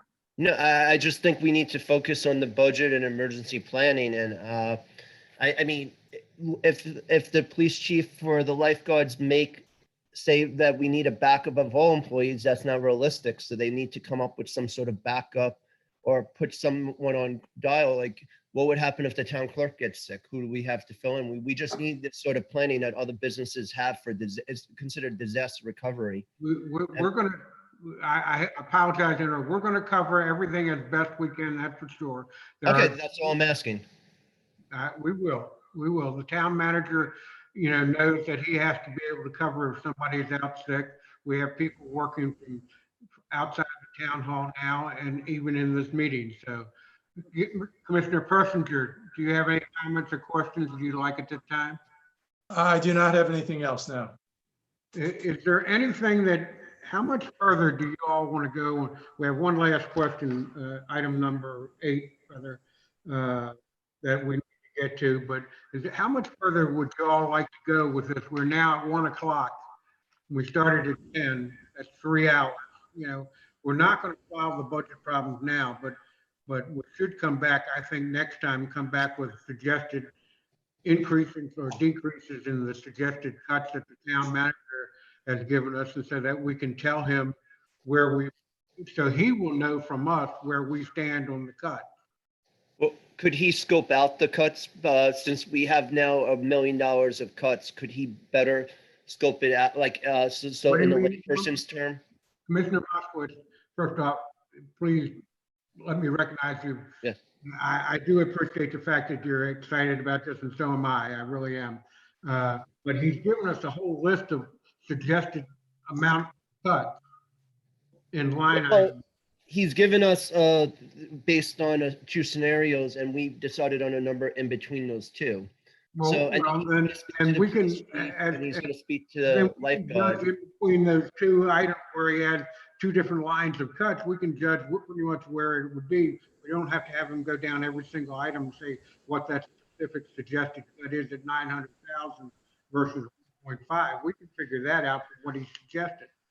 Oh, yeah, but he's gonna speak to the beach patrol captain, he's gonna speak to the police chief, and he's gonna get more feedback, and then he can present that to us. Well, he could present any major differences, that's correct, but we should be able to tell him where we stand on it as individuals, and then he can draw up a Right. united front and ask us for suggestions. Any other people that have questions or suggestions? Commissioner Bauer? Yeah, I mean, I think we should all send our town manager suggestions on where we think would like to see cuts to try to get up to. I think the suggestions can come from us as well as the department heads. Oh, But, absolutely. I mean, but if we're not willing to share what we want to cut, then, you know, we're just not taking it serious. And if you have nothing to say that you would go on record as saying you want to cut, you're just not being Well, serious. And if you're not that's my serious next about it, question. get out of the way. Commissioner Bauer, that's my next question, everybody. So we can give some kind of advance notice to the town manager what we're thinking about. So my next question is, you see the cuts under the base case scenario, you see the cuts under the worst case scenario. We've said we're going to be somewhere near 900,000 to 1.5 million. Are there any specific items that any of the commissioners presently have that you've looked at as we've talked today, that you would change or suggest to the town manager a vast increase or decrease? Anybody, any commissioner? Commissioner Moskowitz? I would just ask that we decide what's already, some of the cuts are already done. So for instance, like the dumpsters are not being done. So it's not really a proposed cut. So we should try to get to the few, there's only a few items that are really proposed cuts. Most of the items are already done or will be done, or the minuscule stuff like restricting travel. So we really should just have the discussion or try to focus the discussion next. Now, what I asked, Commissioner, what I asked was, do you have any outstanding items that are glaring to you all that you would like to vastly increase or decrease so that the town manager will have some general idea as he leaves today that where you would like to cut, increase cuts or decrease cuts?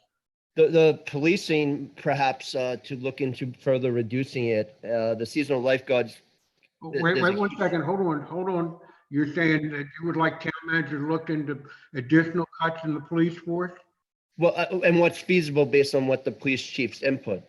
All right, Yes. I'm looking at the town manager now and he's writing this down. Okay, what's your Because next? I see the police cuts at 25,000 and the seasonal lifeguards at 199. So just to see if there's some extra cuts in the police force. I know we were going to buy some new vehicles this year. Perhaps putting them off a year would make sense. All right, so for that's one example. cut. Do you have any other items?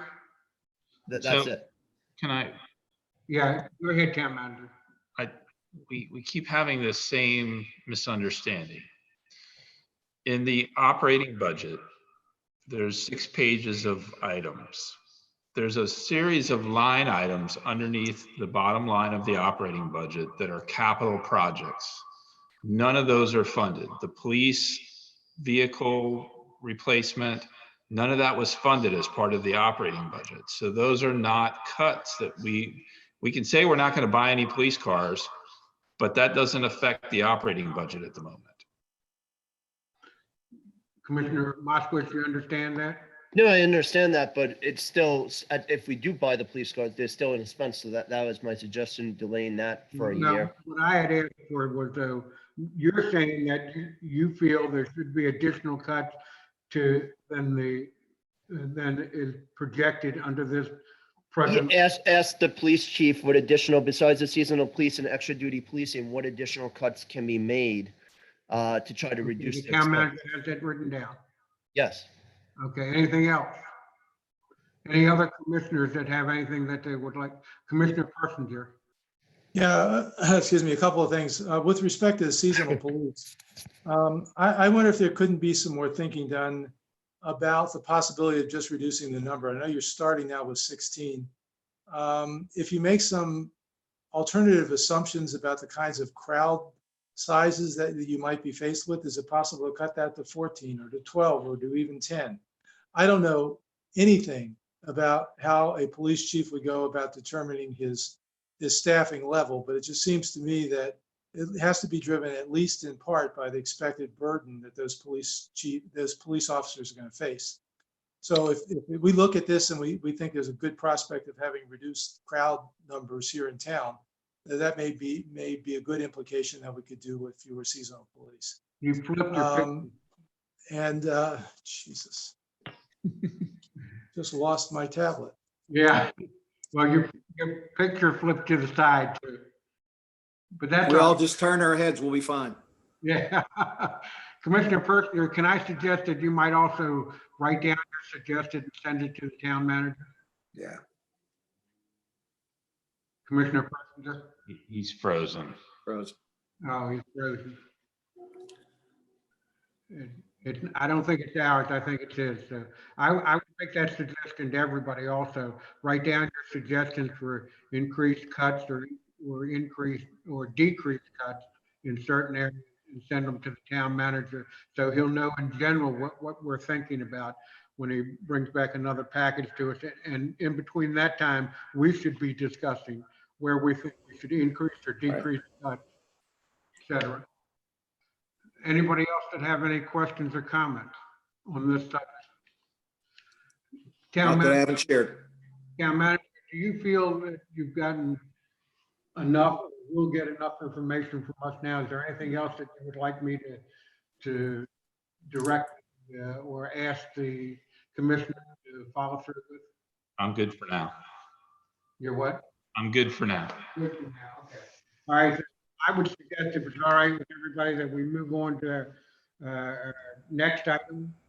Item 8, discuss and possibly vote to modify the town's closure regulations during COVID-19 public health. This was brought up by Commissioner Moskowitz, and you have an attachment that was part of your part of the background documents that he's suggested. Will you go ahead, Commissioner Moskowitz? Do we wait till Commissioner Persinger gets back on the line? Well, that's, I don't know what to say, Commissioner I don't know Moskowitz. what happened to his feed. Like me to call him?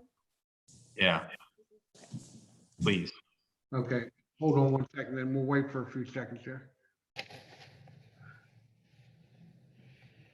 Ashley came up with a solution.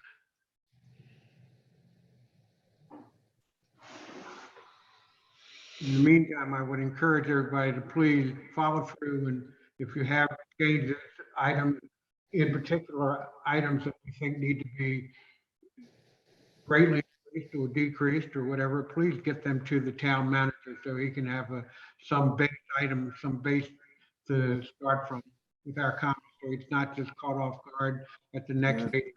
And the next meeting, as I see it right now, until Commissioner Persinger comes back on, the next. Yeah, I mean, we got people waiting online here. I say we move on with the meeting and hopefully Gary can join us.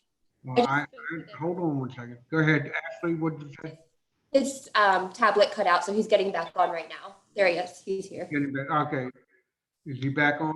Yes. I don't see him, but anyway. Gary, Commissioner Persinger, are you there? I am back now, yes. Oh, very good, okay. My tablet shut down all of a sudden.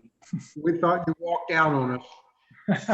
We're going to move on. We're moving on to item number 8, discuss and possibly vote to modify the town's beach closure regulations during COVID-19 public health emergency. This was put up by Commissioner. Oh, you're freezing up on us, Gary. Don't move. You stop turning your computer upside down. I'm sorry. Thank you. Anyway, this is brought by Commissioner Moskowitz. And Commissioner Moskowitz, can you have your first statements on this? Yes, so I mean, there was 2 issues. I felt like the mayor or town manager has authority in emergency to shut down the beach, but only till the next public meeting where the publicly elected commissioner should vote on it. And we're going to have some sort of vote hopefully on it. The second thing is in early March, I tried to get the town to put restrictions in place with COVID-19 and I was turned down. And then you had 1 or 2 people come back from spring break and they had COVID-19 and the town had an overreaction. And other areas like Ocean City and Lewis lets people walk on the beach for exercise and walking your dog.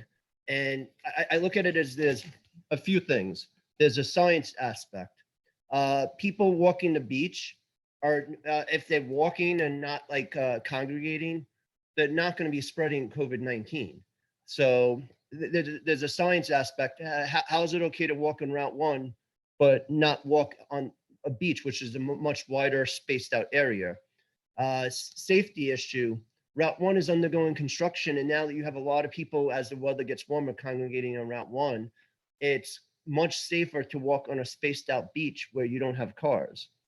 And it's about opening up the spigots a little, because we're looking at the beach closed till June 15th. It's going to get warmer, and it's just basically, we could amend the motion to say that it can only happen between 7 and 10 a.m. and 5 and 8, or sometimes like Florida did. But it's just letting the property owners who are here, and you have COVID-19, but you also have lack of exercise, people staying inside, and they may get depressed, and the salt there is just great. So what is your proposal, sir?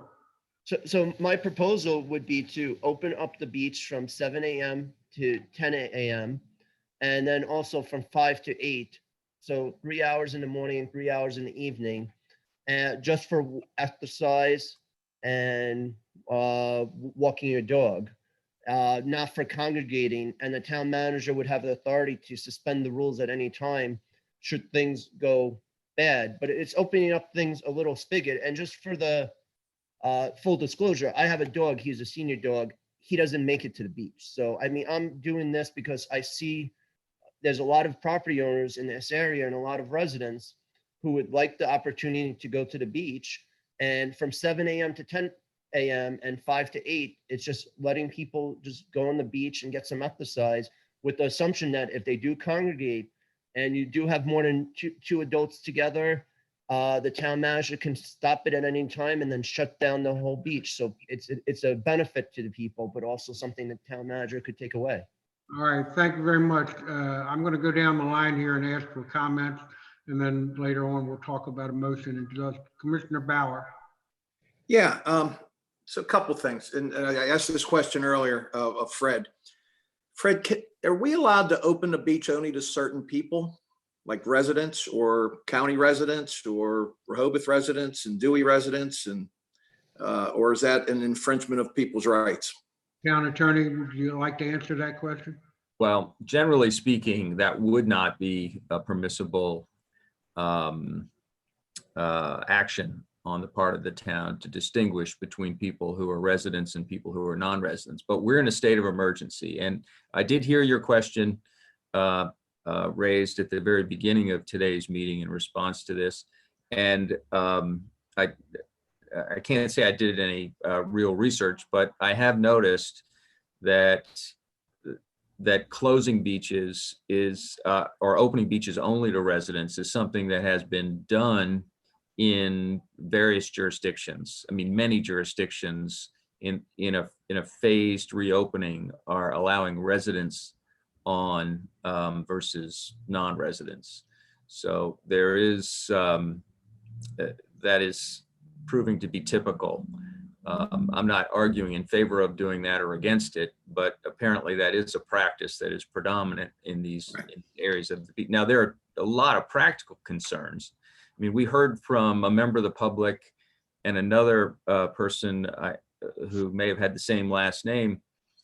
And if I understood correctly, I believe they are not residents of the town of Dewey as this proposal is presented. They were, I think, county residents on the Forgotten Mile. I may be wrong about that, and it may not matter, but the practical concern is just how do we distinguish residents from non-residents? I mean, we've already had litigation over the issue of residents and non-residents. I mean, in the recent past, we don't have to look very far back. What kind of pressure does this put on our police department and our beach patrol to make that call as to whether someone has the right to be on the beach or not? Right. So those are Thank some. you very much. Commissioner Bauer?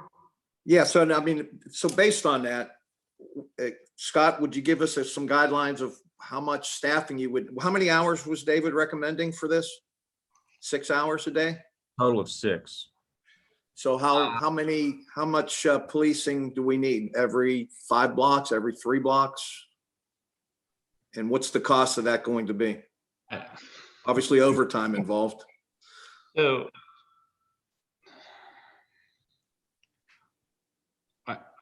I wouldn't even want to have to police it because, I mean, Be careful. yeah, it becomes a problem for us if we're partially open for restricted access. One, I have to put staff, or I may have to put staff out there. I don't know if I have to put staff out there or not, but I don't want to be in conflict with people on the beach because that's just more public contact that we have to put our employees in involved with this that may not be even necessary. Right, So, I agree. You know, I mean, I don't want to put our officers in this position either. look, But if it's open with no policing, then it just gets abused. And a clear part of this would be exercising is the operative word, correct? So is swimming exercise? Well, Commissioner, Is skimboarding exercise? Is surfing exercise? I mean, somebody's going to argue what exercise is and what that means to them, but you know, Fred, I don't know how you'd write something up that would make something enforceable or otherwise we just say it's open. Just go do whatever you want. well, let me ask the other commissioners first before we go back to Fred again. Do you have anything else, Commissioner Bauer, that you want to say before we go to the Not at other? this point. Let's see where the rest of this conversation goes. Okay, thank you. Commissioner Persinger. Yeah, a couple of things. When the governor issued his order to close the beaches, he did allow exercising and walking of dogs on the beaches as long as you maintain appropriate social distancing. But he also said that individual municipalities could adopt a more restrictive policy if they chose to do so. So perfectly justified in the policy that we are pursuing. It's fully consistent with what Rehoboth is doing. And I think if we were to open it up at all, we not only create an enforcement problem for ourselves, particularly if you try to limit it to residents. Are they going to carry their driver's license around with them that shows their address every time they go to the beach? You know, what are the requirements going to be? And it does create some additional burden on town personnel. It may also create a problem for Rehoboth as well. As once you're on the beach, very easy to wander down onto Rehoboth's beach and create an enforcement issue for them as well. So you know, we're all suffering some consequences as a result of this COVID-19 problem. I don't think this is a particularly serious consequence. I think people can deal with it. I don't see a need to change our policy. Thank you very much, Commissioner Persinger. I'm going to go to myself now. I'm going to ask the town manager if he remembers exactly. I believe it's Rehoboth, Dewey, Bethany, and South Bethany that have the beaches fully closed. Am I correct? I think it may include Fenwick too. Excuse me? I think it includes Fenwick also. Fenwick included, okay. I think that our past mayor made a great call. I told him at that time that I disagreed with him on that call. That was my initial thought. But after seeing, I was wrong and he was right. He closed the beach down completely. It is a logistical and personnel nightmare if you try to enforce partial closure. It's my opinion. And again, everything I say is my opinion. And I realize other people have other opinions that are just as valid or just as valid to them. But it's my opinion that if we try, I've said to the ACT group, I've said to the to the town managers during our call-in sessions that it is impossible. It is a nightmare and would be impossible to enforce partial closures or partial openings. It would be, if they said have a partial opening and it got 1,000 people on the beach, there's no way we could control it in any way, shape, or form. If it had 500, if it had 200, we couldn't control it. We'd have to hire a lot of people just to walk the beach and tell people to get off. Right now, I asked that the lifeguards send 1 or 2 people, depending on how they split up the shift, to ride up and down the beach and just tell people, I'm sorry, you have to be off. I think that's the best way to control it. There are going to be people who break the regulations, and I just think we shouldn't try to, other than having the ability to say to everybody, I'm sorry, it's fully closed like the rest of the beaches in the area, other than Lewis, because I've been told by David that Lewis didn't do that in their beach. But yeah, I'm sorry, but we have to have it closed. There's no way we can keep it open. So I would be against changing anything right now. Is there any other comments from any other commissioners? Commissioner Moskowitz?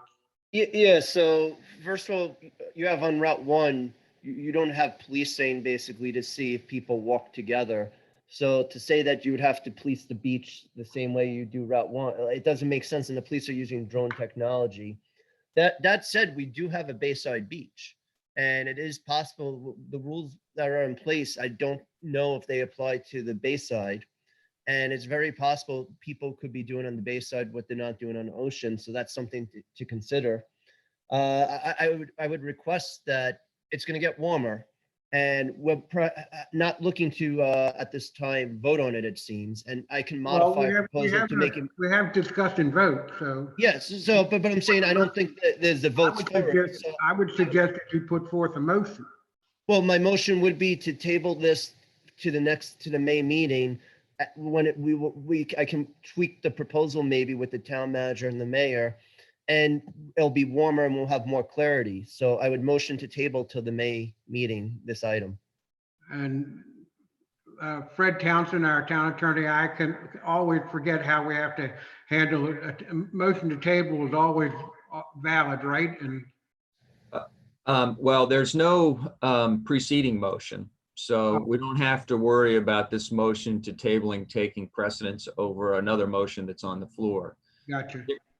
But what you're referring to is that an unconditional motion to table always takes precedence over another motion. So This is conditioned to the next meeting. that's right. So, but we don't have this issue. That doesn't, Go ahead. it doesn't work if I raise my hands. So, You did it. I did it. So I think the motion is entirely in order, and it can have the condition on it or not, whatever you all choose. So does it need a second? Yes. It does. There's a motion to table until the next meeting. Is there a second?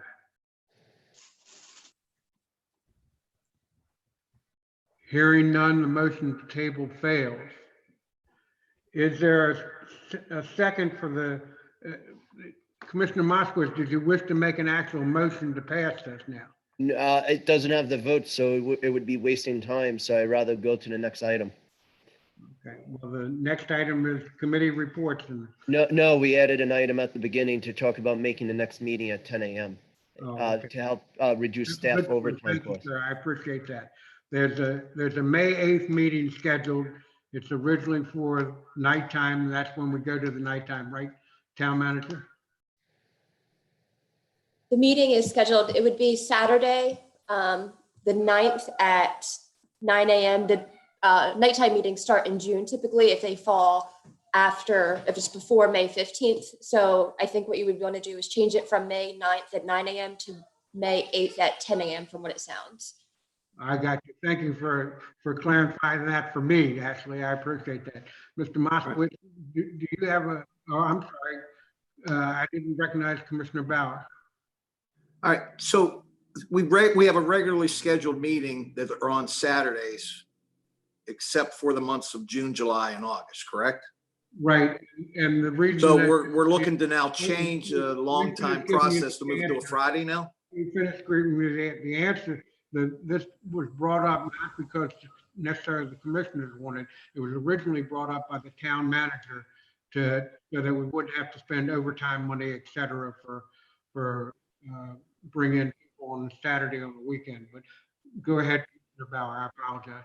Right, so What's the suggestion? Move it to May 8th in the morning at 10 a.m.? Yes, sir. That's the suggestion. Right, so that's a week from now, so that, I'm sorry, Yeah. from 2 weeks. 2 weeks from now on, and we'll keep meetings on Fridays then, is that, and that helps our budget, Scott? Town manager, do you want to answer that question or not? Yes. So from a budgetary standpoint, if we're meeting during the week, during normal office hours, there are no overtime costs. Okay. And we can do that in the month of May. At the moment, we are not sure about the month of June. We have to talk to the lifeguard captain. But the month of May, that would prevent us from having any overtime costs. Okay, well, I think that's a good frugal suggestion there, if that's gonna help out, but yeah, I mean, if we're always gonna have that cost, that's probably a good idea to move them all permanently, right? Not just one? Commissioner Moskowitz, you had your hand up? Yeah, I mean, the proposal is just for May, and then we can possibly consider June, but like, the reason why we usually do Friday nights in the summer is so you get the most attendance, but now these are irregular times and it's Zoom meeting anyway. But it's just to make it also easier on employees, Ashley, Kate, and Scott, who are working during COVID-19, and just make it during their regular scheduled time rather than having them come in on a Saturday, just a little carrot for them. And I just think a Friday at 10 a.m. for the May meeting and possibly the June meeting makes the most sense. And then we can reevaluate.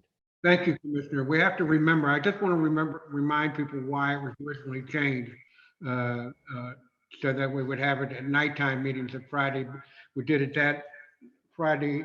We changed them because the lifeguards utilize this building all the time. We probably won't have that problem in the May meeting, but we would have a conflict starting in the June meeting, but we can go along with that. Do we need town attorney, do we need a vote on changing the date? I don't think so. I think that you're going to post an agenda, and under FOIA, you can do that without having, you typically don't have motions to establish. Then I'll just Yeah. ask if there's any commissioner online that wishes not to change it or hopes that we don't change it. I suggest if we're gonna move it to a Friday, we move it back from a 10 a.m. If we can move it to like an 11 or 12. I'm open to anything. Any other commissioner? 11 works perfectly, as long as it doesn't go interfere with the employee's lunch. All right, well, let's go to 1 o'clock then. No. I'll have a sandwich delivered. Have sandwich delivered. How about we do this? How about we do a lunch meeting and you all have your deliveries at your house and I'll have delivery here at the Life Saving Station. Would 12 o'clock be fine with everybody? Yes. Yeah, I just don't want to get peanut butter and jelly on my screen. Hey, Kate, we're sorry to hold up your lunch today. We'll say And Ashley, too. May 8th at 12. And are there any, we'll move on to the next item. And committee reports, there's no committee reports that I know of. And town manager comments. I have no comments for now. Commissioner comments, Commissioner Paul Bauer. Yeah, actually, we got some good feedback. Ashley, can you share some of the feedback you got about those beach mats? I'd like to have those read into the record if we could. Sure, yeah, we had a gentleman reach out last week. He sent an email to the town and was asking if he could contribute financial offset to putting an additional beach mat on the entrance at Chesapeake Street. Oh, Commissioner Bauer, anything else? Yeah, so, I just think that's, it's a well-received program. I'm happy to get this thing put together and not take money out of the town's coffers. What's troublesome to me is, we talk about cutting and then 5 seconds later, we're talking about adding hours and doing these things. I think we just need to be consistent. I mean, are we in a cost-cutting mode or are we in a semi-cost-cutting mode? I think we got to go all in if we're going to go all in and do the best we can. But the frivolous spending stuff is just driving me crazy. So, I'm glad Scott has a suggestion here to move this meeting for Friday. These are the types of things we need to be looking at to balance this budget. But I think we all need to just take it seriously and stop trying to spend money on things that we don't have to spend money on right now. And I think that's probably goes for every family across the country right now. Is that all, Commissioner? That is it. Thank you. Thank you, Commissioner Moskowitz. Yeah, so I mean, it's not just about cutting. It's also, you have to reallocate your resources because you have scarce resources and some may be better deployed elsewhere. And an extra EMT worker someone may save lives, and it may be very necessary and thankful in the summer, especially if we have the primary EMT get taken out by COVID-19. I have a list of items that we need to go over for the next few meetings, and I just wanted to read them off the list. Looking Over for what? items to consider for the next few meetings. There was agenda items that we pushed off. Make it quick, because you should be pushing, we could be sending those in, but go ahead, make it quick, sir. So like, for instance, the status of the emergency response plan, we needed to set the Bayside rules for this summer, online dog licenses, the expansion of off-season events. It was voted on by P&Z, and we were supposed to have a final vote about potentially allowing 4 off-season events instead of 2. The conditional fee use reduction, the outstanding audit issues, reevaluating the accounting firm and Edmonds, and then 2 more requests. The planning and zoning meeting for June 5th, we had sent something to planning and zoning, so could they add that 3rd item? And the 4th thing is, I would assume the town manager, if people have a delay in paying accommodation tax, I think it was due April 15th, the town won't penalize them. And I mean, I don't rent, but like if other people have any sort of delay, but the town gets the money sometime in May, I would assume there's some sort of amnesty, and it goes for other licenses as well, because we're dealing with new normal and any money is appreciated. Well, I would suggest that you send a list, email would be fine with me, to both the town manager and myself, explain the item and explaining why, you could say we brought it up in XYZ meeting and we never followed through on it, so. Okay. Yeah. Thank you. Can we all get copied on that? So some people know I it have and no some people problem don't. with that. Yeah, I think that's a good idea. Everybody can send it to everybody. Yeah. Of course, would you not, remember, do not ask for anybody to reply to all, et cetera. That we don't want to go against for you. Commissioner Persinger. Yeah, I just want to thank the town staff for putting forth the effort to help us get this Zoom conference going on today. It worked well for me. There were some hiccups, I know, along the way. We may have a little more work to do to figure out how we make the conference line really work well. My tablet crashed in the middle of this whole thing, but that was my fault. I should have plugged into an outlet. But by and large, I mean, it helps to be able to see faces and to hear voices very clearly. I hope that the recording of this can be as seamless as the recordings that we have through the live stream system, so that we'll have a link to go to and to access, so that that we or anybody in the public could see the video recording of this whole meeting. But again, thanks for the effort. I think it was very beneficial. All right, that comes down to myself. I want to thank everybody for actually believing in me and giving me the honor of being mayor of Dewey Beach again. I don't know whether that's going to be an honor or a headache, or it might be both. But I certainly do appreciate that you trusted that I will do the job correctly. I have to tell you that I believe it's very important. I've always said I believe it's very important to follow through with what's best for Dewey in general. I think my priorities are Dewey in general, the property owners second, the business owners third, and the visitors fourth. And that's the way I don't slight anybody, but that's the way I tend to think of my priorities. I think the property owners and the business owners are close to being equal, but I think we have to look out for everybody, and I will promise to do my best You may not like me in the coming meetings because I am very tired of starting in at 10 o'clock and ending up at 1:30. This can't continue to happen. And so the only thing I blame myself for not pushing people forward. In the future, you will see me more and more say, thank you very much, and move on to the next commissioner. And I know all of you will be mad with me at some time, but I'm going to try to keep the moving on. Thank you very much to the town staff for everything they've done. Ashley and Kate, you guys are terrific. The town manager is terrific, and we tried not to drive you guys crazy.